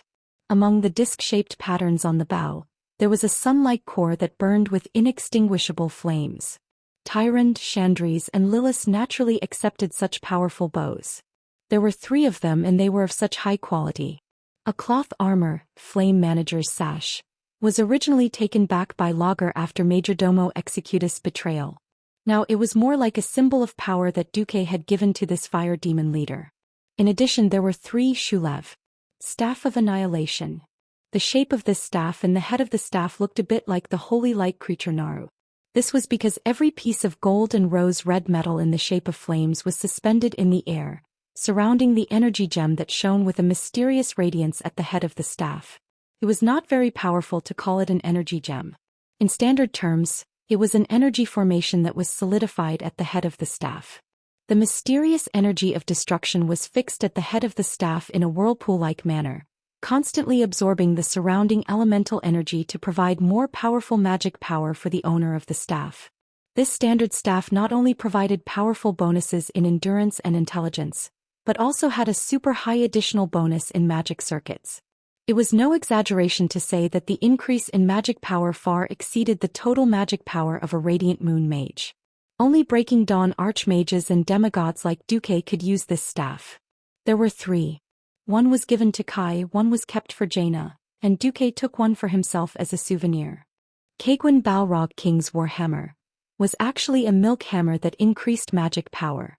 Because of its powerful comprehensive properties as well as the increase in spirit and level acceleration, he kept it. When Riadaline returned, he stuffed it into the Blood Elf Knight leader's hands. The bastard Gavin Rad actually had the nerve to imitate Riadaline's speech, pinching his throat and shouting, "Are you trying to make me never return on the path of healing?" If Riadaline heard this, she would probably want to cry. It couldn't be helped. These days, the Holy Knight heroes were all triple elemental Holy Knights. Riadaline wasn't the best at fighting, so she was naturally thrown into the role of a healer. The other Holy Knights each had an offensive divine artifact. They couldn't let it go to waste, could they? The group imagined Riadaline, who couldn't complain, especially the Holy Knights, and felt weird. Especially the Hoof, who had been playing around with Happy Flames. She touched the back of her head in embarrassment and laughed foolishly. If she hadn't obtained Happy Flames, which was originally Morning Shadow, she would probably have been thrown into the healing team sooner or later. Chapter 1832. Here, let's give this to Riadaline too. Let's comfort her. Duque took out the two-handed hammer, Savra's hand of burning annihilation, and prepared to give it to Riataline. As the war hammer that Lager had used before, this weapon had a rather impressive foundation. Even though the war hammer had shrunk to a size that could be used by humans due to the lack of a massive amount of fire elements, it was a completely different concept in the hands of a true powerhouse. However, William objected. Magni will eventually return. In fact, not only does Muradin not want to use his brother's Balrog hammer, but Magni's spiritual imprint on the hand of the Balrog has not disappeared. Even Bu Lang, who was assigned to the melee team, lacks a suitable weapon. Duque was speechless. The Alliance's hero team actually lacked defensive warriors these days. There were many professions that could tank the boss. Defensive warriors, defensive knights, wild druids, and even the new death knights. However, the people who entered the hero's domain were all unrestrained. Look at that group of bastard paladins, each of them carrying a divine weapon for damage output and whistling at the side. They could attack the monsters but not tank them. William was a true berserker and he couldn't possibly just give him a shield and let him tank the monster's aggro, right? What a waste of resources. In the end, the one who tanked the boss was Bronzebeard. Bu Lang, who was originally a hunter with a flintlock, was forced to go to the melee team because of the overflow of rangers in the Alliance's hero team. Dwarves had very high requirements for weapons and equipment. The top-notch God's Descent could increase the size of their equipment but not their weapons. Hence, the Bronzebeard brothers were troubled by the need for a powerful weapon that could increase its size along with its body. After enduring for so long, the hand of the Balrog was the most suitable weapon. Fortunately, there was an additional Savra's hand of burning annihilation. Next, almost all the spellcasters had a voltage transformer pulse capacitor. This thing sounded very scientific, but it wasn't scientific at all. Not only did it give Pharaoh a high increase in intelligence, but it also allowed Pharaoh to accumulate special free energy every time his magic attack was a critical hit, forming an electric charge that could be blasted out randomly. Finally, they attacked the Land of Fire. After wiping out all those who resisted, they left. It was necessary for everyone to have a set of work clothes. The thief, death knight, mage, and druid all had the flame victor set. Paladin, priest, and warlock all had flame conqueror set. The warrior, ranger, and shaman all had flame protection set. It wouldn't be wrong to say that these were work clothes. In the end, these were the standard equipment left behind by the servants of the Titan giants. After killing the boss, it was the perfect time to let these items see the light of day again. Most of the time it wasn't because of how good the set was. Even if they were all individual pieces, they wouldn't necessarily be much weaker than the set. Keeping the suit was purely a memento of an era. William, for example, had specially opened up a basement in the Storm Fortress to store his used armors.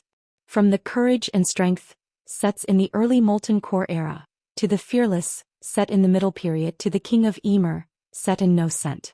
In terms of equipment attribute bonuses, these sets were already outdated. William couldn't bear to throw them away. Firstly, these pieces of equipment couldn't be given to anyone after being soul-bound. Secondly, they were proof of his bravery.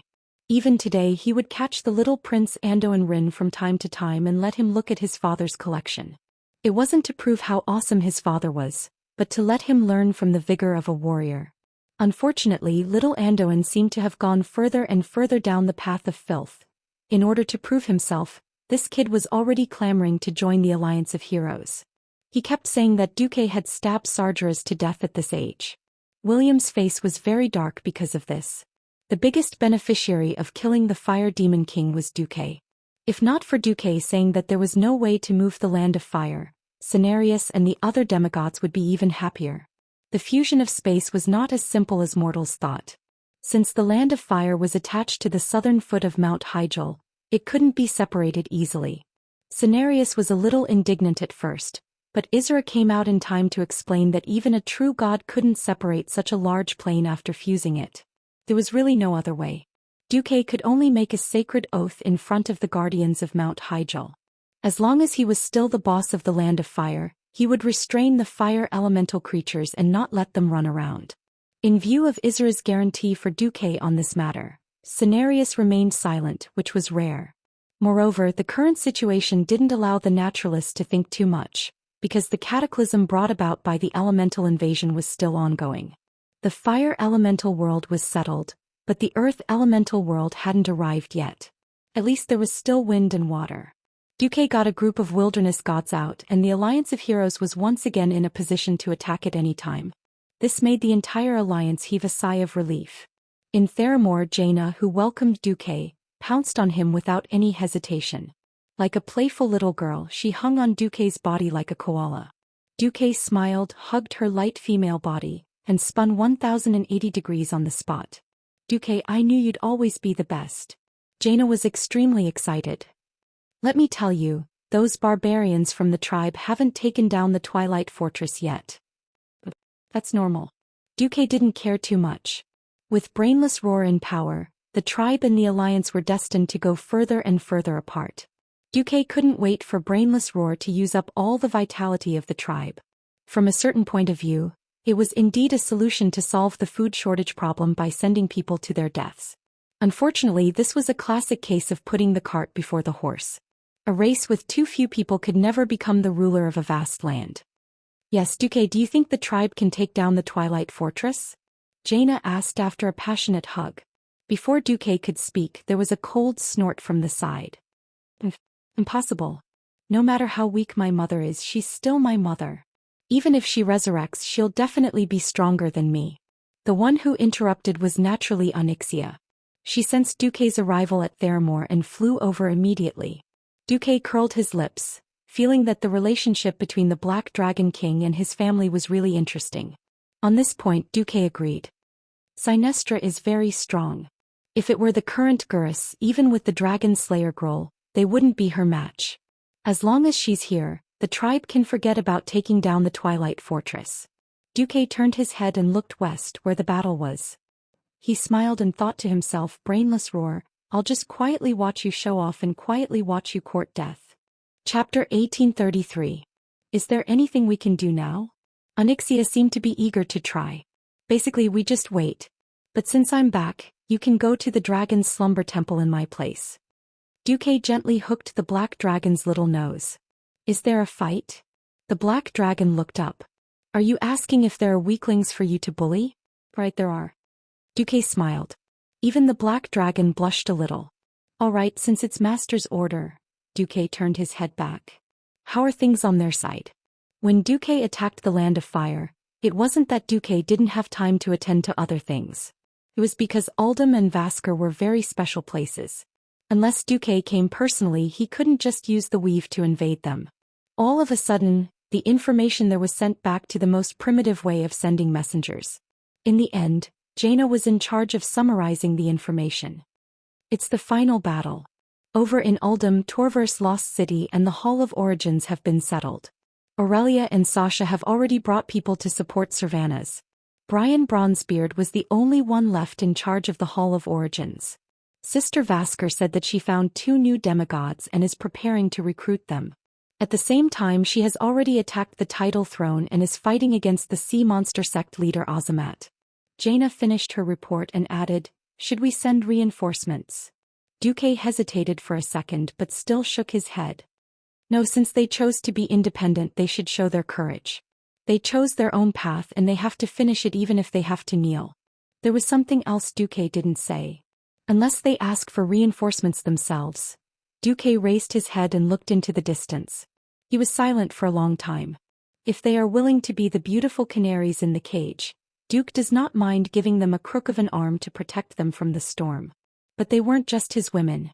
They were also great heroes who shouldered the fate of the elves and led them into the future.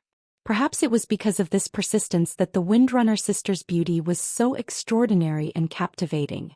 Jaina asked softly, before the Stonewall continent merges with Azeroth, is there anything else we can do apart from providing disaster relief and restoring production? Duque shook his head. Wait and hope. Duque really didn't interfere. If Queen Syriana couldn't deal with Alikir, who was known as AWOL trash, and Vasht couldn't deal with a sea monster suzerain, then how could he expect them to block the Burning Legion's attacks in his territory again and again in the future? Deep into the night, Duque was still anxious. Through the portal, Duque took out a large stack of reports from the Alliance and started to deal with them in the study room that Jaina had left for him. Every queen has her own bedroom and study in her own palace.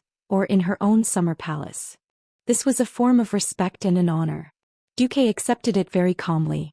Hundreds of mages' eyes were reviewing the reports, and even more mages' hands were flipping through these reports. Just like that, Duque lay comfortably on the armchair behind the desk and let his spirit browse through the massive amount of reports. This wasn't something a human could do. Fortunately, Duque was no longer immortal. Knock knock. There was a knock on the door. Come in. Even without asking, Duque knew that it was Xianxia at the door just from the soul connection. It was rare that the Black Dragon Princess actually came wearing a high-slit cheongsam tonight. The slit that reached to the waist showed the vacuum state under the cheongsam. A dignified dragon but walking like a cat. She climbed over gracefully and went under the desk in front of Duque. Well, it was one of the daily dragon taming lessons, dragon spitting pearls. For Duque's convenience, Xianxia even made a pair of interesting black dragon horns on her head, which could be used as handles. There was another knock on the door. Jaina, who came in on her own, glanced at the humanoid black dragon princess under the desk. Without saying anything, she simply came up and waved her finger, and the pile of files was moved away by 2 additional hands of magic. Hey, I miss you. Faced with his beautiful disciple, Duque put on a serious face. Well, it seems that it's been a while since I discussed the academic problem of the reactions of different individual magic circuits in joint situations with you. Jaina winked. Master, please enlighten me. So, Duque changed from H ors to ors 7. While Duque waited for the progress with his mount in his left hand and a certain queen in his right hand, the Horde's attack on the Twilight Fortress finally came to an end. After all the hardships and the loss of almost 400,000 Horde soldiers, the elites led by Garush finally faced the last leader of the Twilight Fortress, the great traitor Gujar. If Gujar were still a simple 2-headed ogre, brainless Roar probably could have cut him into pieces on his own. As a boss-level expert who had been greatly strengthened by the ancient god Enzoth, Gujar became a huge problem. Corruption of the ancient god. Corruption, acceleration. Corruption, plague. Corruption, distortion. Corruption, absolute. Before him, everybody had to face a cruel test of willpower. The skill, betrayal, tempted every weak-willed warrior to worship Gujar on the spot and raise their battle axes to their companions a moment ago. The corruption of the ancient god, on the other hand, forced him to become a fallen one through all kinds of dark methods. When the corruption reached the 2nd level of plague, he couldn't help but vomit, causing shadow damage to all his companions who were sprayed by the vomit. When the 3rd level of distortion happened, he would automatically cause group shadow arrow damage to his companions around him. Finally, when absolute came, he would become a powerful warrior and increase his attack power by 100%, but it also meant death. When his companions betrayed him for no reason, Garush chose to kill them. When the old orc Eitrig, Thrall's advisor and expert, entered the distortion state, Garush also shouted, "Traitor!" He cut off the head of Eitrig, who was about to leave the team and was about to die by himself. The other chief's eyes were bloodshot. However, in the face of a great enemy, they could only endure the displeasure in their hearts and continue to attack Gujar. After a fierce battle, Garush finally cut off the 2 heads of the traitor ogre. The problem was that he put Gujar's head together with Eitrig's. Haha. Hang the heads of these 3 traitors on the main gate of Orgrimmar. Garush ordered. Chapter 1834. For some reason, Sinestra, who should have existed in the deepest part of the Twilight Fortress, was no longer there. From this point of view, it could be concluded that the Horde had finally won the war at a heavy price.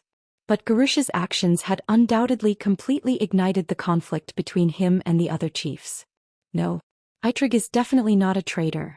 Everyone saw that it was Google's vicious skill. Are you saying that a warrior profession can use shadow arrow? Wajin roared and he opened his arms fiercely. I didn't ask for your opinion. Trolls. Garush said contemptuously. I agree with Dworkin. Eitrig didn't want to attack us. Dranos stood up, his burly figure even more oppressive than Dworkin's slightly thin figure. Garush was not happy. He pointed his left hand at the tip of Dranos' nose, almost poking the forgotten leader's nose. Shut up. I don't need a dead man to influence my decision. It was I, Garush Hellscream, who led the Horde to win this war against the traitors. I am the only one who will be the victor of this war. Remember. Dead face. In the horde only the winner has the final say. After saying that, he fiercely slapped the strong pectoral muscles on his chest, making loud banging sounds. Sparse cheers could be heard from the surroundings, but even more people were silent. Garush's "I" deeply stung everyone present. Not only the tribal chiefs, but even many of the elite beastmen who were clustered around the periphery felt that the word was rather harsh. Next to him, Cain, who was covered in blood from the battle just now, strode over regardless of the wounds on his body. The huge totem pole slammed into the ground, making a deafening noise and raising a lot of dust. Garush, what did you say? Are you saying that you are the only winner? Then what about the hundreds of thousands of soldiers sacrificed for this battle? Were those orcs cannon fodder? Were more than half of our Tauren trolls and Forsaken warriors just stepping stones for your prestige? The Tauren chief, who was as huge as a hill, stood in front of Garush, looking down at the great chief who was shorter than him. Garush already hated the feeling of having to look up to someone. Unexpectedly, Cain was so angry that he sprayed saliva in Garush's face. Any qualified leader with a bit of political sense would never say something like this. However, the reason why Garush was called the Brainless Roar by many alliances was because of his 5 IQ and his personality of speaking without thinking when he was angry. Garush's first reaction after being spat on was to punch Cain in the bull's mouth. It was a powerful, swift, and ruthless left hook. Every tribe leader present saw that the old bull's slightly long face had been beaten until it was deformed. Even the muscles on the right side of his face had received a fierce blow to his gums. At least 3 of his teeth had been knocked out. His huge teeth flew out of his mouth along with the stench of blood. The old bull was a bit stunned. Then words that made him even angrier rang in his ears. It was Garush's terrifying declaration. Pay attention to your identity, Cain. You Taurens are just vassals of us orcs. The tribe will always be decided by the orcs, and I am the great chief of the orcs. I am also the great chief of the tribe. Those who don't listen to the great chief's orders can die. Cain looked up and was shocked to see Garush making a throat-cutting gesture at him with his thick right thumb. Long-term injustice. Long-term suppressed anger.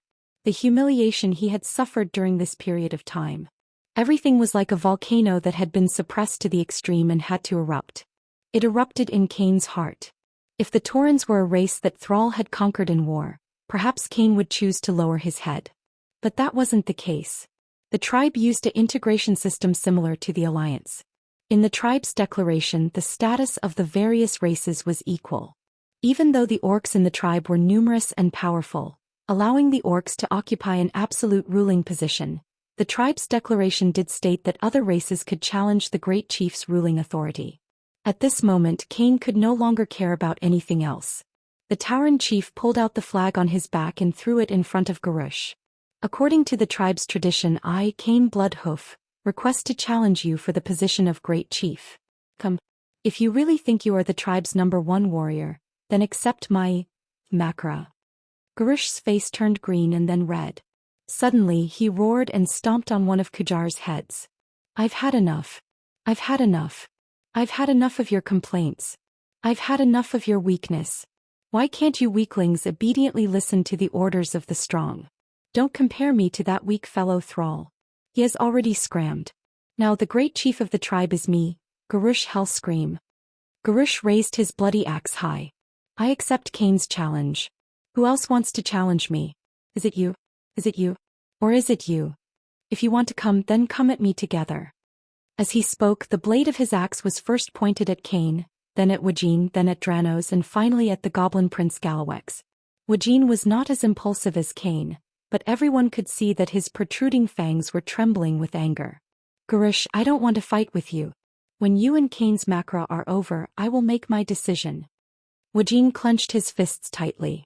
Anyone with a brain knew that unless Garush was completely defeated and Cain replaced him as the new great chief, it would mean that the tribe would split. A week later, at the south gate of Orgrimmar, which was opposite the main gate. It was a huge pit with a diameter of more than a kilometer formed due to the cataclysm. Tens of thousands of tribal warriors formed a huge circle, and at the bottom of the pit were the challengers and the challenged of Makra. Cain was the first to shout, Garush, I will defeat you. Under your leadership the tribe will surely be destroyed. Ow ow ow, Garush brandished his sharp axe. First he roared at the sky, showing everyone his amazing lung capacity. The wild and primitive roar even suppressed the sound waves of tens of thousands of people for a moment. Then the young orcs from Nagrand burst into even more enthusiastic cheers. This was their idol, the strong orc that they dreamed of, the role model. No matter what, the one who could lead them to victory was a great hero. Chapter 1835. Perhaps some people criticized Gurus for sacrificing too many of his compatriots for this war. But in the eyes of the traditional orcs, so what? Those who died were the weak. The weak were not qualified to have glory, power, and land. Gurus. Great hero Gurus. It was an earth-shattering cheer, a wild roar, and the shock of tens of thousands of people worshipping him. Gurus raised his arms high. He loved the feeling of standing at the pinnacle of power and glory. He raised his father's single-edged axe, Bloodhowl, and waved it a few times. Although he hated his father, who bowed to the human leader, Duke Marcus, he reluctantly approved of his father's actions. At the same time, he felt that Bloodhowl was indeed useful. Of course, he didn't feel anything about his father using a knockoff version of Bloodhowl that he had gotten from a certain demon prince in Karazhan after someone gave him a family heirloom axe. As for feeling the so-called fatherly love, the brave orcs didn't need fatherly love, at least that was what he thought. Gurus pointed at Cain from afar and shouted, "Cain, I'll give you one last chance. Admit your identity as the weak and kneel in front of me." "Bah. Don't even think about it. Under your leadership the horde will only be destroyed," Cain retorted. In the temporary auditorium near the arena, other than Grohl, who had an indifferent expression, the other chiefs all had nervous expressions. Cain's son Bane clenched his fists. As the military commander of the horde, Varrock Salyafar didn't want to see this happen, but he knew that the conflict had been completely intensified and could no longer be resolved through dialogue. Makr might be the only way to resolve the dispute outside of a civil war. With a deep sigh, the white-haired old orc commander raised his right hand high and put it down heavily. "I declare that Cain Bloodhoof's challenge to Gurus Hellscream's Makr begins." The taller and bullier Tauren chief was undoubtedly the strongest MT of the horde. Ever since Sar led the orcs west to the Kalimdor continent, Cain had been active at the forefront of the war. Since the famous Battle of Mount Hyjal, his majestic figure had been imprinted in the eyes of every horde powerhouse, and he had never retreated. His bravery and strength were obvious to all. In fact, as soon as the battle began, he completely overwhelmed Gurus. Bang! With the exact same fierce charge, the two warrior heroes turned into a stream of light that was hard to be seen by the naked eye and crashed into each other in the middle of the arena. It was the same move, but it was a clash without any fancy tricks. Naturally, the stronger side would win. Facing Cain, who weighed more than a ton and also had innate divine strength, Gurus was sent flying. Today in the duel, Cain did not use his favorite totem pole.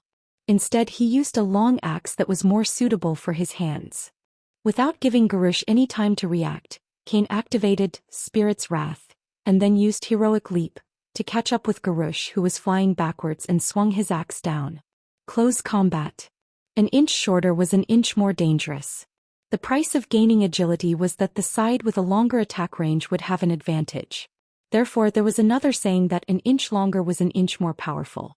The Ox Head Chief was already stronger to begin with.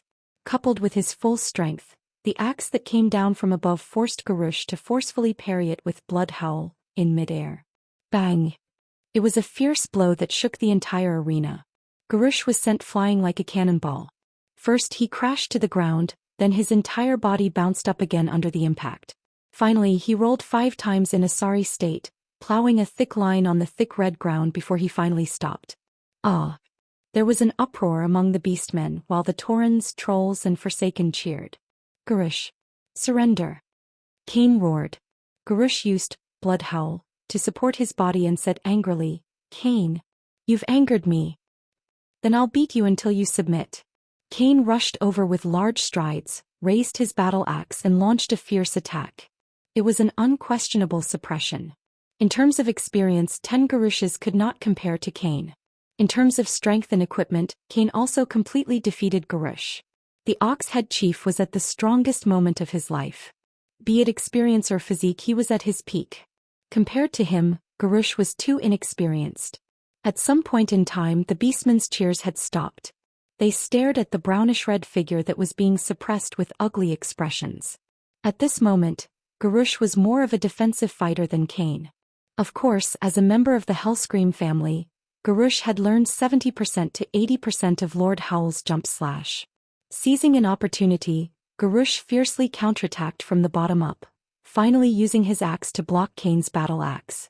Garush seized the opportunity and jumped high, because only then could he make up for the difference in height and physique between him and Cain, and better hit Cain's head. He wanted to chop down this ox-head chief who had embarrassed him. Unfortunately, he was too inexperienced and the jumping route he chose was not good. Almost at the instant he jumped, Cain's left hand grabbed his leg and slammed him to the ground in a wrestling position. Garush spat out a mouthful of blood from the violent impact with the ground. This was only the beginning.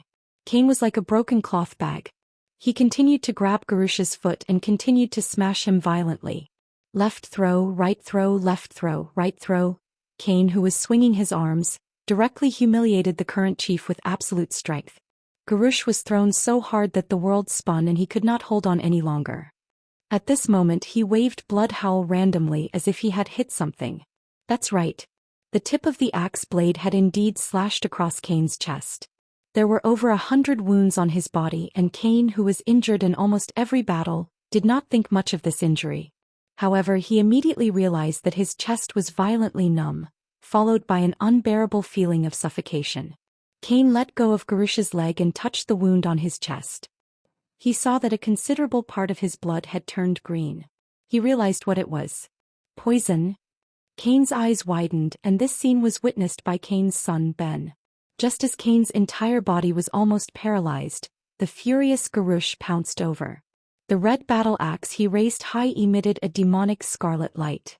"Father, no," Ben cried out in shock. It was too late. Cain, who was poisoned, could not move at all. As the axe chopped down, thunderous cheers erupted among the orcs. Garush raised Cain's head high and let out a victorious roar. Chapter 1836. Not many people could understand what had just happened. Because of the distance and vision, everyone only saw that Cain was indeed suppressing Garush, but at the last moment, Garush directly killed Cain. The wild cheers of the crowd covered everything, including Bane's shout, "Poison! Garush's axe is poisonous. That despicable guy murdered my father." Did anyone hear that? Yes, all the Taurens around, including Wajin, Varrock, Dranos, Garavix and others not far away, heard it. Although every orc around them was cheering and roaring, at least they all noticed this scene. The duel just now was definitely unreasonable. There was a huge conspiracy behind it. Delano jumped off the arena and flipped over Cain's body while suppressing the unhappiness in his heart. He immediately saw the green venom on Cain's chest and the strange green color on the edge of the great chief's blood roar. Wajin stared at this scene, then he suddenly turned his head and shouted, "Varrock Salyafar." Wajin called out a name. He not only called Varrock, who was the notary, but also the warlord who held the core military power of the tribe. Only Varrock was qualified to declare this a shameful makara, and only he could redress Cain's grievances. Varrock's mouth squirmed for a long time, but in the end he could not spit out a word. Declare this duel invalid? Easy. This kind of obvious evidence, as long as he shouted at Varrock, would be able to prove it immediately. But what about after that? Garush was bound to be despised by the entire tribe, and then who would lead the tribe? There was no talent in the tribe who could be the great chief. Although Garush was reckless, he at least killed the traitor and won. Except for him, no one could suppress the current young orcs. Perhaps it was a mistake to let him continue to be the chief. But who would dare to say that they would be able to lead the tribe out of this desperate predicament? No, his identity as a troll was a huge problem. He could not suppress these young orcs.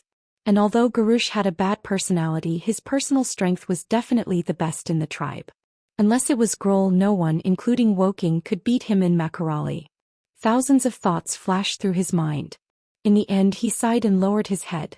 Workin understood, and he did not blame Varrock for his choice. There was only endless sorrow. He turned around and walked past Bane, patting the next leader of the Tauren tribe who had witnessed his father being murdered. "One day we will make Garush pay for this blood debt." Without waiting for Bane to respond, Wajin left the dueling field. The poison was not done by Garush but by Magatha Grim Totem. But that was no longer important. That night, Garush decided to hold a banquet in Agrima and hung Cain's head on the city gate. Everything was blamed on Garush. That same night, Woken found Varrock, took out an oath written on wyvern's skin and declared to him, "From this moment on, I, Woken, on behalf of the Dark Spear Trolls, officially declare our peaceful departure from the tribe in accordance with the terms of the declaration made with Chief Sar. If Garush chooses to advance, we, the Dark Spear Trolls, will wait for the war in the Echo Islands. Of course, you can also raise your axe to me at this moment and I will respond with my spear." Varrock was stunned, his lips trembling. Is this necessary? You have made your choice. The Dark Spear Trolls have also made their choice. So, without accepting any persuasion, Woken left Varrock standing alone in the chieftain's hall.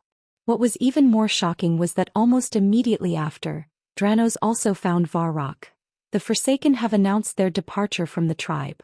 No, this is not true. I used to be an orc and you used to be my father. But I am already dead and the dead are not qualified to have the same rights as the living, are they? Garush didn't think much of me anyway. But I am now the leader of the Forsaken and I have to be responsible for my people. So be it, father, if you can't stay. Welcome to Winter Spring. Or like our chieftain's father Grom, you can rely on Duke Marcus. For you that is also a good choice. Ignoring his father who was completely speechless, Delanos used his ice-cold body to hug his father who still had blood flowing and body temperature, then threw down an oath and left proudly. That night the goblins and Taurens also announced their departure. Garrawek said in his sharp voice, "I don't mind owing people money, but I really mind being owed money. The tribe owes me too much money. Sir can't pay it back, Garush doesn't want to pay it back at all and wants my life.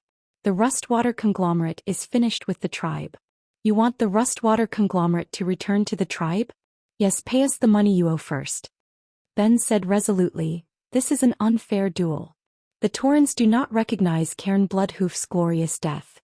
The Taurens have no intention of fighting against the tribe, but if the tribe chooses to attack Mulgore, the Taurens will fight to the end at Thundercliff." Overnight the tribe fell apart. When Varrock handed the 4 contracts to give up the tribe's identity to Garush, who woke up with a hangover the next morning, Garush lost his temper on the spot.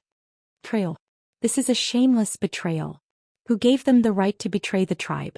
Garush flew into a rage on the spot. Varrock was unmoved. This was set by the previous chieftain Sar when he pulled the 4 major races into the tribe. At that time all the chieftains of the tribe signed the agreement, including me representing the Blackstone clan, Sar representing the Frostwolf clan, and Grom representing the Warsong clan, which is your father. Back then, every chieftain agreed that all races were equal and had the right to leave peacefully as long as the tribe was not in a state of war. Garush clutched his slightly painful head. "Isn't the tribe in a state of war now? Who ordered it to be lifted?" "You, chieftain. After you killed Cairn Bloodhoof, you personally announced this decision in front of thousands of orcs at the banquet last night," Varrock said in a deep voice. Garush's face suddenly turned red. He did not admit his fault, but instead vented his anger on the few chieftains. "In any case, abandoning the tribe without permission is betrayal.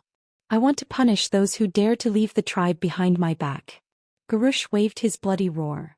"As the chieftain, of course you have the right to declare war. Remember, if you do this, it means that you are declaring war on the 4 major races at the same time, and they are very likely to fall to the alliance. The most important thing is that we neither have a ship to the Echo Islands nor enough food to support an army of more than 100,000 to attack any other race." Varrock retorted coldly. Chapter 1837. By the way, the Kodo, which was the best at carrying things, had also been brought back by the Minotaurs. The Horde could only rely on hard labor. Or use werewolves to pull the carts. Garush was stunned. "Didn't I order for the barren lands to be hunted?" Varrock said, "The barren lands don't have enough prey to support an army of 500,000. Even if the Great Rift Valley is an oasis, it won't do. In the later stages of the game, our hunters would have to travel more than 50 miles to hunt every day." To put it bluntly, the Alliance was waiting for the Horde to start a war. Varrock had sworn that no matter who the chief was, he would obey the orders of the one in the position. The brave beastmen would always keep their oaths. He was very satisfied with the beastmen's sense of supremacy. If the Horde did not listen to a single warning, he would immediately kill them.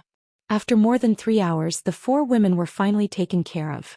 Duque, who was hugging one on each side, opened a bottle of 1982 Sprite. Kalia was a little confused. She tilted her head. Is that so? Lucia, who was lying on the chaise longue, laughed. I knew it. In the business world, Duque, what you've been doing all this time is stealing raw materials. If you really want the horde to be good, you should do what we did to help Kalia. Not only should we buy raw materials, but we should also build railways and factories in the places of production. We can also improve the local industry while doing fine processing. Garush was furious that the 4 leaders had left without saying goodbye. He did look down on the other races, but that did not mean he did not enjoy the pleasure of commanding them. Everyone. Jaina was stunned. But would the beastmen dare? Hehe. The horde has endured long enough. For 12 years, Duque, who had been advocating cooperation between the alliance and the horde in public and in private, finally admitted his attitude towards the horde in private for the first time. After Garush came to power and tore up the trade treaty with the alliance immediately started a cold war. Duque opened a portal and went to several places. He dragged Kalia from Lordaeron, Lucia from South Sea City, and Tyrande from Mount Hyjal. Even worse, he could not find a place to rob even if he wanted to. Actually, it was not as if there were none. The most prosperous places in Orgrimmar were Azhara and Grey Valley. Good news. Great news. Dooku was beaming with joy. Such a big event, we should find everyone to celebrate. Most of the time, Garush felt that the Tauren and Trolls were troublesome races that only gave him complaints about not being able to live. When they did leave the tribe, Garush immediately became angry again. The irascible Garush did not give up and asked for several methods, all of which were mercilessly rejected by Varrock.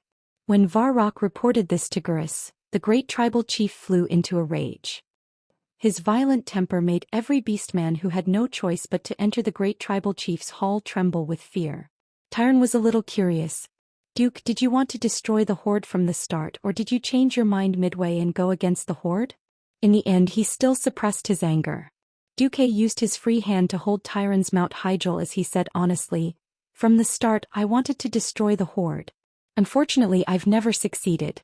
Everything is decided by the times. He blurted out, so many of us have died. Why is there no food left? Only the orc tribe was left and they had no food or resources at all. Of course in this life because Duque tricked Jaina in advance, her young heart suffered the most indelible blow. Jaina, who was known as fair trade with the tribe, had always been like Duque. On the surface she acted like a good person, but in private she never gave up on scheming against the tribe. Without airships there would be no large-scale transportation. Oh no. Duque had probably opened a bottle of fruit wine that the night elves had stored for 82 years with a special method and poured himself a full cup. Last night the goblins had retreated. What made Varrock despair was that the Rustwater Consortium had taken away all the valuable things made by the goblins, such as the hot air balloon airships that connected Orgrimmar to other places. The only thing that made Varrock feel lucky was that Gurs seemed to know the gap between them and the Alliance. He did not dare to start a war with the Alliance. Otherwise he would really be looking for death. On the other side, when Duque, who was waiting for news from Odom and Vaster, suddenly heard that the horde had split up, Duque did not say anything. He hugged Jaina happily and spun a few times on the spot. This was because she was the one that Duque had tortured the most. Almost every inch of her skin was planted with strawberries. He wanted to go on an expedition to destroy races like the Trolls and Tauren, but was told that there was no food. This surprised him. Haha. I couldn't hold it in. Duque pretended to be stupid. Varrock said coldly, Great Chief, we need food to fight a war. Our methods of transporting and storing food are too backward. For every bag of food we transport to the barren lands, we will lose 3 bags of food along the way. In order to destroy Gujar, Orgrimmar's granaries are almost empty. This caused the horde's control over the various regions to drop by several levels. These words were nothing to a traditional orc, but they pierced deeply into Varrock Salufar's heart. For a moment, old Varrock almost wanted to pull out his axe and give this idiotic chief a good beating. In order to deal with the invasion of the Firelands, the Dalajan had already arrived at Mount Hyjal. The Alliance had stationed troops in Grey Valley, Azhara, and Theramore's Dustwallow Swamp. Among the 4 women, Jaina had the most complicated relationship with the Horde in history. Before Theramore was hit by the magic bomb, Focusing Rainbow, Jaina had a very long honeymoon period with the Horde. Jaina, who was said to have sold her father out, had a very good relationship with her rumored male friend, Thrall, which caused her father trouble. The Wyverns alone could not meet the speed and quantity of transportation. The Horde did not have a railway, so all transportation would return to the more primitive era of animal power. When Duque brought all the harem he could find to Corazon's bedroom, Duque laughed and began to break the armor of the women. Where the Duke Divine Sword was, the terrifying scene of 999 consecutive strikes shocked everyone present. Oh. If you didn't say it, I would have thought that you, Duke Marcus, were a selfless hero who only cared about the public. But that's good, it proves that I didn't misjudge you. By the way, why are you purposely tormenting me? Jaina also held a glass of wine, but she glared at Duque with dissatisfaction. Chapter 1838. Lucia burst into laughter. Silly queen, it's fortunate that the man you're with is Duque. Otherwise you'd still be counting the money after being sold. Kalia was dissatisfied. If it wasn't for Duque forcing me, I wouldn't have wanted to be the queen. I might even become the #1 adventurer in the Alliance, as well as a professional cleric in the Alliance's hero group. Kalia's words made sense and Lucia was defeated. The two girls immediately became a ball of fun. That beautiful spring scenery. Duque almost wanted to end his time as a sage and have some fun with someone else. Jaina stopped him. Let's talk business first. Otherwise I won't be able to feel at ease. All right. Duque was a little disappointed. Don't be like this, teacher. I'll do whatever you want with the students later. Answer my question first. Duque perked up. Alright. How are we going to face the Horde? Jaina asked. Duque thought for a moment. First of all, the Alliance must continue to maintain a lukewarm attitude towards the big tribes in a broad sense. If the tribe is divided today, Wajin will leave the tribe with his subordinates, and we will immediately rush to the Echo Islands at night, make some promises or put some race under our protection. The Alliance will be at a disadvantage. Oh. Even a veteran politician like Tyrande was surprised, much less a political noob like Kalia. Jaina blinked. Are you afraid that the tribe will think that the division of the tribe is a conspiracy of the Alliance? Duque shook his head. No. Most importantly, even though Brainless Roar had torn the tribe apart, the tribe's cohesion were still there. If Garush had killed Thrall in the duel yesterday, I might consider doing it right away. But as long as the tribe is not rotten to the bone, once Sao returns, the tribe will reform into a fist. Isn't it a good chance now? Jaina asked. Duque sighed. It's a chance, but it's not enough. Our alliance is too strong and gives the tribes too much pressure. As long as there was any sign of trouble in the alliance, even if the 5 tribes had irreconcilable internal conflicts, they would immediately unite again. And the key is that the alliance still lacks a righteous cause. Tyrande nodded. Yes, the alliance is indeed not a violent organization. The alliance clearly lacked a reason to wipe out the entire tribe. However, would Garush give the alliance such a reason? His brain wasn't good, but he shouldn't be that crazy, right? At least he hasn't declared war on the alliance yet. No, I think maybe everyone underestimated his stupidity. Of course, it's just that he doesn't have the chance now. When he does. Duque scrutinized it. In this life, the tribe was even more chaotic than before and the division was even more severe. In the end, it was because Duque's own arrangements over the years had taken effect. He commanded the alliance to suppress the Horde's expansion, causing the Horde's territory to shrink by at least half. At the very least, the Tirisful woodland was no longer controlled by Undercity, and the Long Song forest was no longer controlled by the Blood Elves led by Lore, Fema. With less territory, the corresponding resources were far less than in history. Naturally, their ability to resist pressure was even worse. In order to ensure the survival of the Beastmen, Gurus consumed the population and completely plundered the resources of the other 4 races for the Beastmen to use. Naturally, the backlash was even greater. It could be said that in this matter the alliance had already gained the absolute upper hand. Unfortunately, Nesario did not die and Brainless Roar did not further seek death. Duque wanted the alliance to make a move, but it was still lacking a little bit. Although he was happy, Duque could only suppress the ecstasy in his heart and not announce anything to the public. At this time Kalia said a little strangely, yes, speaking of which, you've also accepted Sister Irel. Why didn't you call her for your secret celebration, Duque? Duque had a strange look on his face. It was Jaina who giggled and said, "Of course we have to find her for the celebration, but there are many things that can't be told to her. She knows all the Drenii will know." Indeed, Hoof was a little mature. Unfortunately, she still had the mentality of a typical young girl. Anything good in one's heart could never be hidden from the people around them. It was such a big thing that Duque wanted to secretly deal with the horde. It was good enough that the various tight-lipped queens knew about it.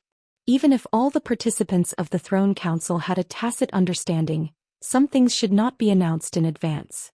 At this time, Hoof sent a magic message. Duque, I heard that the horde has split. Don't say anything, come over immediately, I have something important to inform you. When Hoof stepped out of the portal, Duque did not say anything and directly pointed his sword at Hoof. After a round of Duque's 999 godly swords, the four women even came up to help put down Hoof, causing Hoof to exhale more than it inhaled. Then Duque slowly informed Hoof that his attitude towards the horde was to wait and see. The butterfly effect caused by Duque the butterfly had really changed Azeroth too much. Originally in history, the cataclysm should have been Sal's most glorious moment. Sal, who had been promoted to the Shaman of Salvation because of the cataclysm, should have been widely praised throughout the entire world and received the greatest recognition from the Sleeping Dragon Temple. Unfortunately, with Duque's existence, it seemed that there was nothing for Sal to do. At this moment in Nagrand, Sal, who was wholeheartedly practicing the way of shaman, suddenly received news from the spirit of the earth. What? Duque killed the fire demon King Ragnaros and officially replaced it as the supreme lord of the fire elemental world? And forced all fire elemental creatures to serve the Alliance mages first? Sal's heart was like a level 12 hurricane. Because the broken planet Draenor, where Nagrand was located, was too far away from planet Azeroth. In the absence of special magic communication, it was normal to rely on the elemental spirit to transmit the news for such a long time. He felt terrible in his heart. He gave up his power and left the horde, of course, because he was forced by the political situation. What he really wanted was to protect the world of Azeroth, to become a demigod, and to gain the recognition of him and the tribe from the Sleeping Dragon Temple. At least in the general trend, he would not be left behind by the Alliance. Otherwise, if every world-destroying event had nothing to do with the tribe, and if the Alliance really wanted to attack the tribe, the Long Sleep God Temple and the Protectors would definitely stand by and watch or even help the Alliance. At that time the horde would really be finished. But Duque sitting on the throne of the King of Fire was definitely destroying Sal's plan. The way of shaman was to communicate with the elemental spirit, which was a relationship of request. It was absolutely different from Duque's, "I'm the Emperor, you do whatever I want you to do." Duque made the fire elementals serve the Alliance first. To put it bluntly, in the future the shamans of the horde would not be able to use fire elementals to attack the Alliance. Otherwise they would turn around and burn the shamans first.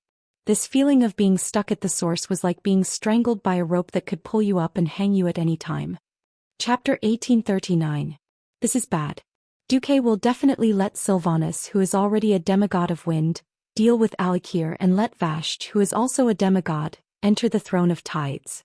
All three elements are controlled by the Alliance. Thrall did not dare to continue imagining it. No. I have to change direction. The priority should be the earth. This is my last chance to overtake them. Thrall was unknowingly getting a little impatient. He did not realize that impatience was the worst thing to do when it came to the earth. Due to the lack of information, Thrall did not realize that there was a mortal called Magni Bronzebeard who was already so much ahead of him in the path of the earth. While Thrall was getting impatient, Duque was enjoying the clumsy pillow talk. "Duque, let me tell you. Beastmen are all brutal fellows, sob sob sob. Don't talk, savor it." Duque said righteously as he pressed down on her head and held her horn. Hoof rolled her eyes but could only bury her head in her work. Hearing that the tribe was splitting, the Drenii, who had a deep hatred for the Beastmen, naturally had other thoughts. So-called forgiveness was bullsh *t to the middle and lower class Drenii. You killed my entire family. Do you expect me to say long live forgiveness and wait for you to kill me? Duque saw Hoof's clumsy but hard work and gave her some hope. Before the crisis of the world's destruction is over, the Alliance will not make any moves. At least he managed to appease Hoof and the Drenii. Anyway, those who understood would naturally understand. The key was that Duque did not say anything from start to end. After the tribe split, Duque waited bitterly for 3 days before he finally received the first piece of good news. As a demigod of the Azeroth weave, Duque was extremely sensitive to changes in the elements. After all, the biggest access points for the elements in the weave were fire and ice. The fire element flowed unimpeded, and the weave could receive as much as the fire elemental world overflowed. There was no need to be too serious in monitoring the fluctuations of the water element. Before this moment arrived, the supply of water elements was unstable. Tidehunter Neptulin had never communicated with Duque. Ever since Duque established the weave, he had been walking the path of Hydraxia's water elementals. It wasn't very generous, but at least Duque Hidasis could give him a 5% share. Suddenly, Duque was pleasantly surprised to find that the share had jumped from 5% to 51%. In the next second, the magic communication with Vasht that had been blocked for a long time returned to normal. In the magic mirror, Vasht's long red hair fluttered in the deep sea, giving off a mysterious and hazy beauty. She respectfully crossed her arms on her shoulders and bowed towards Duque on the other side of the screen. Then she transmitted her soul voice. "Dear Master, your most loyal servant, Celia, did not disappoint you. In the tidal throne she slew the king of sea monsters, Azamat, and saved the water elemental lord, Tidehunter Neptulin. After my persuasion, Neptulin is now willing to follow me and serve you as the supreme ruler. Well done, my Celia. When you come back I will reward you well." This conversation contained too many hidden words from both sides. Vasht clearly referred to herself as a demigod in all public occasions. But in front of Duque she would always be the little maid that Duque saved in Azhara's palace. And Duque called her my Celia. This kind of recognition was the biggest reward for Vasht. There seemed to be some kind of liquid in the water from the corner of Vasht's eyes. That should be tears. There was another image in the magic mirror and it immediately switched to Neptulin. Neptulin was a huge humanoid creature, almost 10 stories tall, similar to Lager. He had a dark blue humanoid upper body and a cone-like water elemental lower body, as if he was wearing a skirt. He had an almost rectangular face and hair that looked like 5 curved pieces of blue marble inlaid on it. A sapphire the size of a carriage hung on a huge golden chain. It looked very strange. He was not in good condition because he had just been tortured by the sea monster lord. Huge whip marks and sucker bite marks could be seen all over his hard body, which looked a little like blue marble. Of course, Duque also saw the scars of swords and arrows. This scene made Duque want to laugh. Needless to say, this was the mark of Vasht persuading Neptulin on behalf of Duque. Among the 4 elemental lords, Neptulin was famous for his wisdom. During the ancient war of the Dark Empire 25,000 years ago, Neptulin the Tidehunter was always on guard against Alikir's treacherous schemes. He also controlled his subordinates to prevent them from attacking the stronghold of Sarazen the Mother of Stone. When the armies of fire, wind, and earth fought each other on the land of Azeroth, the Tidehunter would cleverly divide and conquer his enemies. Every time the enemy tried to flee, Neptulin would sweep away the waves so high that even the tallest mountain in Salazarn would feel ashamed of itself. Neptulin liked to play with his prey, dragging them into the water and letting them escape. Sometimes he would banish an unfortunate victim to an isolated island and let him enjoy the torment of the tides and whirlpools. He would usually try to identify who could not survive in the water for a long time and drag them far away before dealing with the rest of his opponents. He especially liked to extinguish flames and he had a deep hatred for the fire elementals. Neptulin the Tidehunter was the ruler of water, lakes, rivers and oceans. All water elementals and creatures that used water and cold as their main abilities would respect him. However, today after 25,000 years, the saying "a fallen phoenix is no better than a chicken" was used to describe Neptulin. Because he had died and revived once, his strength was no longer what it used to be. Otherwise, there was no way to explain how a mere sea monster could defeat him. In Warcraft, he was not even qualified to be the boss of a 5-man dungeon. From the fact that the final boss of the title throne was Azamat and not him, it was obvious how useless he was now. The great demigod of the weave, Duke Marcus. I, Neptulin, offer all my loyalty to you. From today onwards your enemies are my enemies. My territory is your territory. It was good to talk to smart people. Stubbornly stubborn would only waste more effort. Smart spineless people were the easiest to subdue. Duque first turned his body into ice elementals, then opened a portal. In the next moment, Duque's figure appeared in the tidal throne in the deep sea. There was almost no light in the dark sea. However, with his elemental senses, Duque could clearly sense everything around him. Vasht immediately offered Duque a portion of the elements here. Chapter 1840. 1%, 10%, 30%, 51%. The elemental share was the control of the entire water elemental world. In a sense, controlling more than half of the elemental world was equivalent to controlling a super reservoir. As a ruler, he could control how much water was released. It was like fish in a dry swamp or accumulating small amounts. An elemental world was a little different from a reservoir. It itself was like a huge nuclear reactor. The difference was that it did not flow out nuclear energy or electricity, but would continuously produce elements. This was why the elemental world overflowed with elements towards Azeroth and other planes since ancient times. Feeling that his soul touch had spread to more than half of the elemental world, including the tidal throne, when Duque absorbed 51% of the elemental share, he stopped. Master. Vasht was a little puzzled. Salagia, you take another 30%. Usually, I will give you an additional 10% of the usage. As for how you distribute it, that is your business. Yes. Vasht did as she was told. The eyes of Vasht's core subordinates all lit up. Unstable Hydas, Deepwater Lord Carathilas, Morogar Tidewalker Yusler. They had followed Vasht for the longest 10,000 years, and the shortest was at least a few hundred years. What were they after? Wasn't it just more power, more territory, and more authority? Duque believed that Vasht could control this group of guys very well. Perhaps in time, there would be a few new water demigods born. Thanks to the fact that the ancient god Enzos did not directly intervene in the affairs of the water elemental world, the elemental share here could be said to be quite complete. When Vasht killed Urzamat, she found it very funny. Urzamat actually took 40% of the elemental share and beat Neptulin, who had 30% of the elemental share, like a dog. The remaining 10% was left for Neptulin, and Duke Hydas's share was raised to 9%. The share of the entire water elemental world was decided in this way. Perhaps some people would ask why Vasht, who only had a little elemental share in the water elemental world, would beat Urzamat up? That was because the total amount of elements that Vasht controlled was higher. In fact, the Azeroth main world and the elemental world were two separate entities. The elemental concentration in the elemental world was undoubtedly the highest. Although the concentration was high, the total amount was small. The Azeroth main plane's elemental concentration was low, but the total amount was many times greater.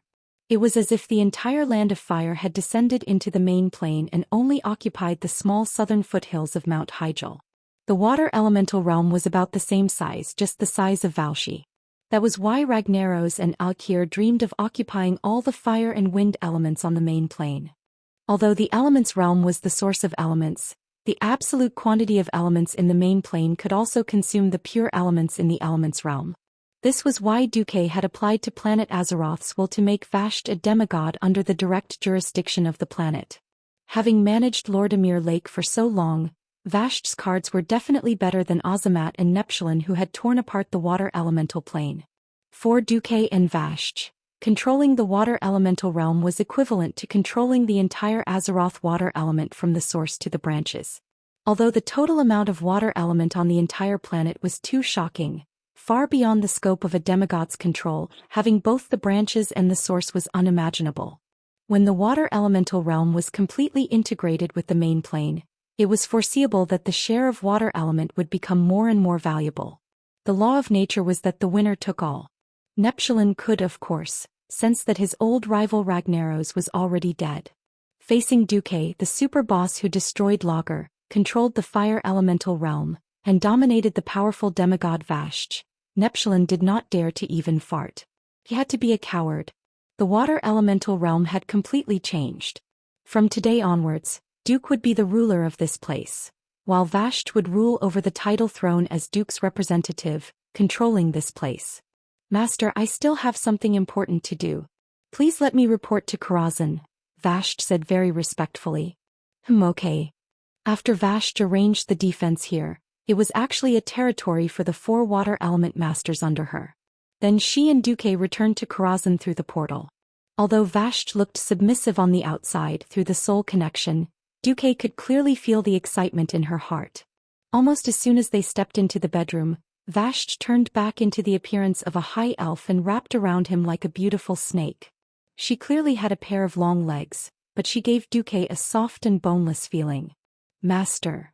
With a sickeningly sweet voice, Vashj displayed a kind of passion that did not match with a water element demigod. Duque unsheathed his godly sword, followed by sword-drawing technique and sword return technique. The seemingly monotonous 2,888 consecutive stabs had an unimaginable fiery effect. In the end, Vashj, who overestimated herself and wanted to challenge Duque, ran out of stamina and was put to the ground limp like mud. Duque raised his eyelids. This is your important matter? Nothing is more important than confirming Master's care for me. If Master doesn't trust me, then I will continue to be my personal maid. I don't want this water elemental realm. What Vashj said made sense and Duque was speechless. This was the difference in the way people thought because of their different backgrounds. Vashj, who was born as a noble but had been a maid for Queen Azhara in the palace for a long time, still had the habit of relying on the royal power or the strong. That was something that could not be changed. Just like in the original history, Vashj, who was once independent, finally found Illidan the unreliable doc, just because she felt that Illidan was stronger than her and that there was a better future with Illidan. So she died tragically in the Serpent Shrine cavern. In this life she saved her soul and saw Duque as the only salvation for her body and mind, so she became Duque. Duque's focus and desire were even above her personal wishes. Duque could not help but like this loyal dog-like attribute brought about by changing history. It was so worry-free. After being intimate with Vashj for an entire day and night, Duque suddenly received an unexpected visitor, Kale, that Sunstrider. Oh, what a rare guest. I didn't expect you to visit me. This was not a polite remark. Although Duque had helped Kale back then and Kale was very grateful to Duque for the sake of his subordinates, Kale had to create a small circle independent of the Alliance's power circle.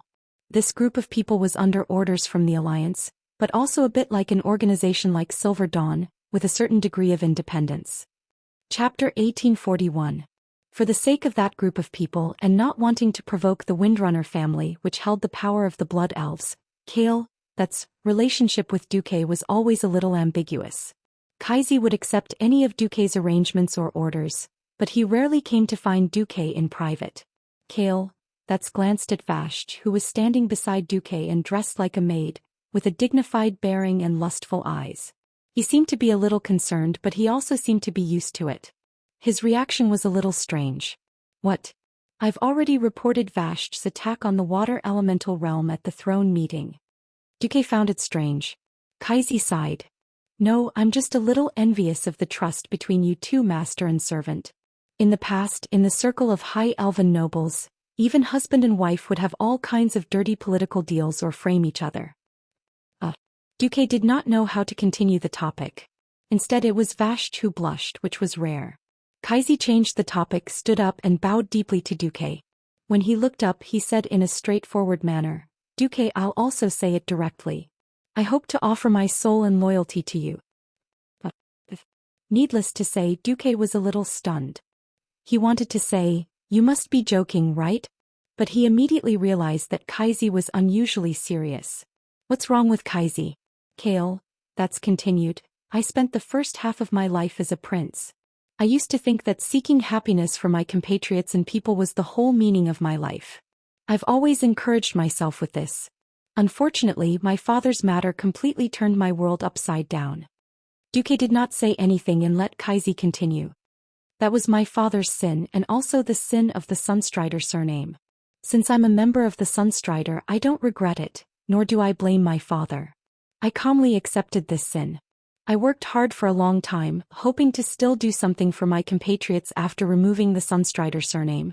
Unfortunately, I discovered that Sylvanas Windrunner did a better job than I did. At this point, Kaizi sighed deeply. I'm at a loss. I'm at a loss for myself. I'm at a loss for those who believe in me and want to follow me to the death. We don't know where our future lies. Duque interrupted. You have already proved your determination and courage to fight against evil with your actions.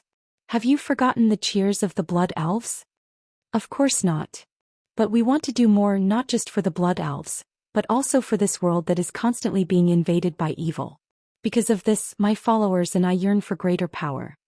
Duque frowned. You can't find your own path to power? Kale, that's became agitated and his voice became more sonorous. No, I found it. But this is the only path that suits me and it requires your absolute trust. Duque realized what Kaizi was referring to. Vashti, who was beside Duque, also had a fierce look in her eyes. As long as Duque gave her a look, she would not hesitate to attack Kale. That's. Duque sat comfortably on the sofa and lay back down. His voice was a little unfathomable. You want the share of the fire elemental world that I control? I know it's shameless of me to make such a request as an outsider, but I don't have a better way, and I believe that this can solve the problem of my followers having similar symptoms of magic addiction in the future. So in exchange, my followers and I are willing to offer you all our souls. At this point, Kale, that's no longer bowed, but knelt down deeply to worship Duque. It had to be said that Kale, that was very accurate in this matter. Unlike in the fire elemental world, Duque did not have a capable assistant like Vashti in the fire elemental world. So Duque only symbolically gave Majordomo 5% and made him a manager. As for the other two guys, Sharnox, the fire demon hunter who had joined Duque in advance, gave him 3%. As for Modron, who would have become the fire elemental lord because he had chosen the tall among the short in history, that was too bad. I'll give you 1%, take it or leave it. Duque monopolized 91% of the shares and was in an absolute position of dominance. Duque's ambition was not just the fire elemental world. He had to at least take care of the arcane fire and frost elements to become a true god. He could not have so much energy to concentrate on managing the fire elemental world. It should be said that Majordomo was enough to manage it. The problem was that Majordomo was too weak. Even if he became a demigod, his combat power was still as high as 5 among demigods. Duque's real representative in the fire elemental world should be like Vashti, who could fight and had his deep trust. That was ideal. That's proposal scratched his itch. After all, at the end of the day, Duque could not absolutely trust Majordomo. That guy was forced to surrender by Duque. Since he could surrender to Duque, there was no guarantee that he could surrender to other powerhouses in the future. In this life, Kaizi did not fall into a state of madness because of his clansmen. His pure heart was still worthy of praise. There was no need to say who the balance in his heart was leaning towards. Duque crossed his fingers and placed them on his knees. He pretended to think for a while before nodding in agreement. I agree. There are many people who are willing to offer their souls to me in exchange for power, but not many of them have character and will that I recognize. He happened to be one of the few, so I agree. That's kowtowed heavily and said loudly, "Thank you, master. I'll go and call my followers over to pay their respects to the master." A few minutes later, Kaizi brought a group of subordinates and filled Duque's reception room. "Greetings, master," dozens of elves said in unison. Duque had to admit that that was quite popular. In addition, the nobles of the mages were quite unhappy with the power of the once lowly ranger faction. Not every mage who had lived for thousands of years and was used to being a big shot could condescend to be ordered around by the ranger faction. Therefore, a large number of mages joined that's. With the help of the weave, just Kaizi's subordinates alone could form a new Silver Moon Council. From now on, Master will only have the great weave demigod Duke Marcus. I that's Sunstrider, am just one of Master's servants. Everyone, please recognize your new identities. Kaizi instructed. Yes. Dozens of people answered in unison. Kaizi turned to Duque. Master, you can choose any one of them to be your guard or maid. Back then, Kaizi had given Duque an astromancer, Solarian. It was unknown if he was addicted to giving them away, or if the high elves had the habit of giving girls away. In any case, Duque was still a little uncomfortable. Chapter 1842. It felt like a dynasty before the Celestial Empire, where it was normal for rich families to give their concubines away. Interestingly, the moment Kaizi said this, one of the 4 heavenly kings beside him, the astrologer Caponia, became anxious. She stared at Kaizi anxiously, and then felt that it was inappropriate, so she secretly tugged on Kaizi's sleeve. Kaizi seemed to have come to his senses and wanted to change his words, but he did not dare to open his mouth and slap himself in the face. Duque wanted to laugh at the sight of the young couple. Duque looked like he was about to snatch someone's wife. Alright, I think Caponia is not bad. When Duque said Caponia's name, Kaizi and Caponia felt completely disheartened, as if there was nothing left for them to live for. Kaizi immediately reacted. Back then, because he lacked courage, he had knelt in front of his great lich father, who had sought refuge with the Calamity Army. This time he was not going to be timid anymore. He was going to say, "No," loudly. Without paying attention to the second half of Duke's words, Kaizi's body suddenly burst into flames and his whole body jumped up. As he really jumped up. He was at least 5 to 6 centimeters off the ground. Wait. No. Caponia can't do it. When Kaizi roared out loud, he felt as if a great river had burst its banks, and he could finally vent all the depression in his heart. Ooh. I did it. Caponia, I did it. Although I might not be able to step into the demigod realm for the rest of my life, at least I'm safe. Something's wrong. Kaizi was already prepared to face Duke's thunderous rage. After all, he was the one who went back on his word. But why was Duke smiling evilly, his blood elf followers shocked and Caponia a little angry? Kale, that was dumbfounded. Duke leaned against the back of the sofa in satisfaction. He waved his hand and Vasht came over to massage his back. Dumuk repeated his words with a poisonous tongue that was bubbling up. Keiko, what do you mean by that? Just now I said, I think Caponia is not bad, why don't I bestow her as your wife? Then you actually said wait. No, not Caponia. Are you saying that you don't like Caponia and want to offer her to me as a maid to warm my bed? No, of course not. Actually, I like Caponia. Kai finally admitted shamefully. Duke's explanation of the cause and effect was so infuriating that several guys, including the 4 heavenly kings, were already snickering. But at this time, how could Kaizi not know that he was played by Duke? He thought that Duke, who was obsessed with elves, wouldn't die so easily and would let Caponia go. Subconsciously, he thought that his little lover had been sent away because of his slip of the tongue. In the end, he was the one who fell into Duke's trap. Kaizi's face immediately turned red and he scratched his head in distress, not knowing what to say. But now that he had said it, Kyle felt a sense of relief. Okay, tell me, how did you get together with her? Since his master had given the order, even if it was a little embarrassing, Kaizi could only confess. Kaizi and Caponia's relationship seemed to be a natural one. Ever since Kaizi became a great traitor to the elves, his 4 advisors had never abandoned him.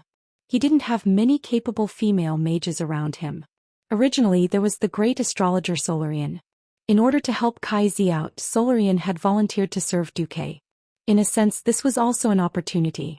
Duke had more or less put in more effort to help Kaizi wash away the stigma of being a traitor. But this way Kaizi would only be left with Caponia. It was easy to feel lonely away from home. In the long night, if he wasn't looking for someone to talk to, he would sink into loneliness. Back then, the 4 advisors were naturally the ones that Kaizi talked to the most. Was it easier to talk to a few men or was it easier to talk to a girl who was kind and understanding? As time went by, Caponia succeeded in getting the position. To be honest, if Duke was given a choice when he first arrived in Azeroth, he would probably choose the elves. Even Caponia might not be the best choice. Since he already had the famous 3 Windrunner sisters, why would he need other high elves? Just having the 3 Windrunner sisters was equivalent to having all the girls in the high elves. Not to mention Caponia, even Duke hadn't touched Solarian, who was a maid. Dumok wasn't a stud, so why would he lower himself to F***ck a girl who was a level lower? So, not only did Duke bless Kaizi and Caponia, he also gave Kaizi a 10% share of the Land of Fire elements. Here's your AO. I think the surrounding environment will be very suitable for you and your phoenix. Duke opened the 3D map of the Land of Fire and seemed to have given Kaizi a piece of land. Kaizi didn't see it at first, but when he saw it clearly, he immediately thanked him profusely. How could that place not be suitable? It turned out that it was the territory of Alyssa Razor, who had betrayed the Alliance and turned from a green dragon to a fire hawk. As a place to cultivate a pure-blooded fire hawk, it was also quite suitable to cultivate a phoenix. It could be foreseen that as long as Kaizi displayed his talent and completely combined his power with his phoenixes, he would soon become a demigod of fire. After sending Kaizi and the others away, Duke returned to the study and began to think while enjoying Vasht's verbal service. He thought that he should have accumulated enough capital to embark on the path of a true mage god after obtaining the control of all the elements in the water and fire elemental realms. The reason why Duque gave out his share so generously was that Duque had determined through the system elf that even if he took out 100% of the elements, including all the ice and fire elements in the elemental realm and the entire Azeroth, it still wouldn't be enough. To be specific, it wasn't a problem of quantity, but a serious lack of quality. What was annoying was that this was like a puzzle. If one piece was missing, he could still find out which piece was missing. But now it felt like at least half of it was missing. The rest that could be judged was like broken glass, all in strange shapes that people couldn't make heads or tails of. Sigh. At this time a comfortable feeling came. After a while Vashti raised her head. Master, what are you thinking about? Nothing, I'm just thinking about how I can become a true god. Everyone has improved, but I've been stuck at demigod for so long. Vashti laughed. How could it be so easy? Before the ancient war, the white deer god Malorn had been stuck at the demigod realm for tens of thousands of years, but he still couldn't ascend. Let nature take its course. Duque was stunned. He thought about it and agreed. This kind of thing couldn't be rushed or forced. Then let nature take its course.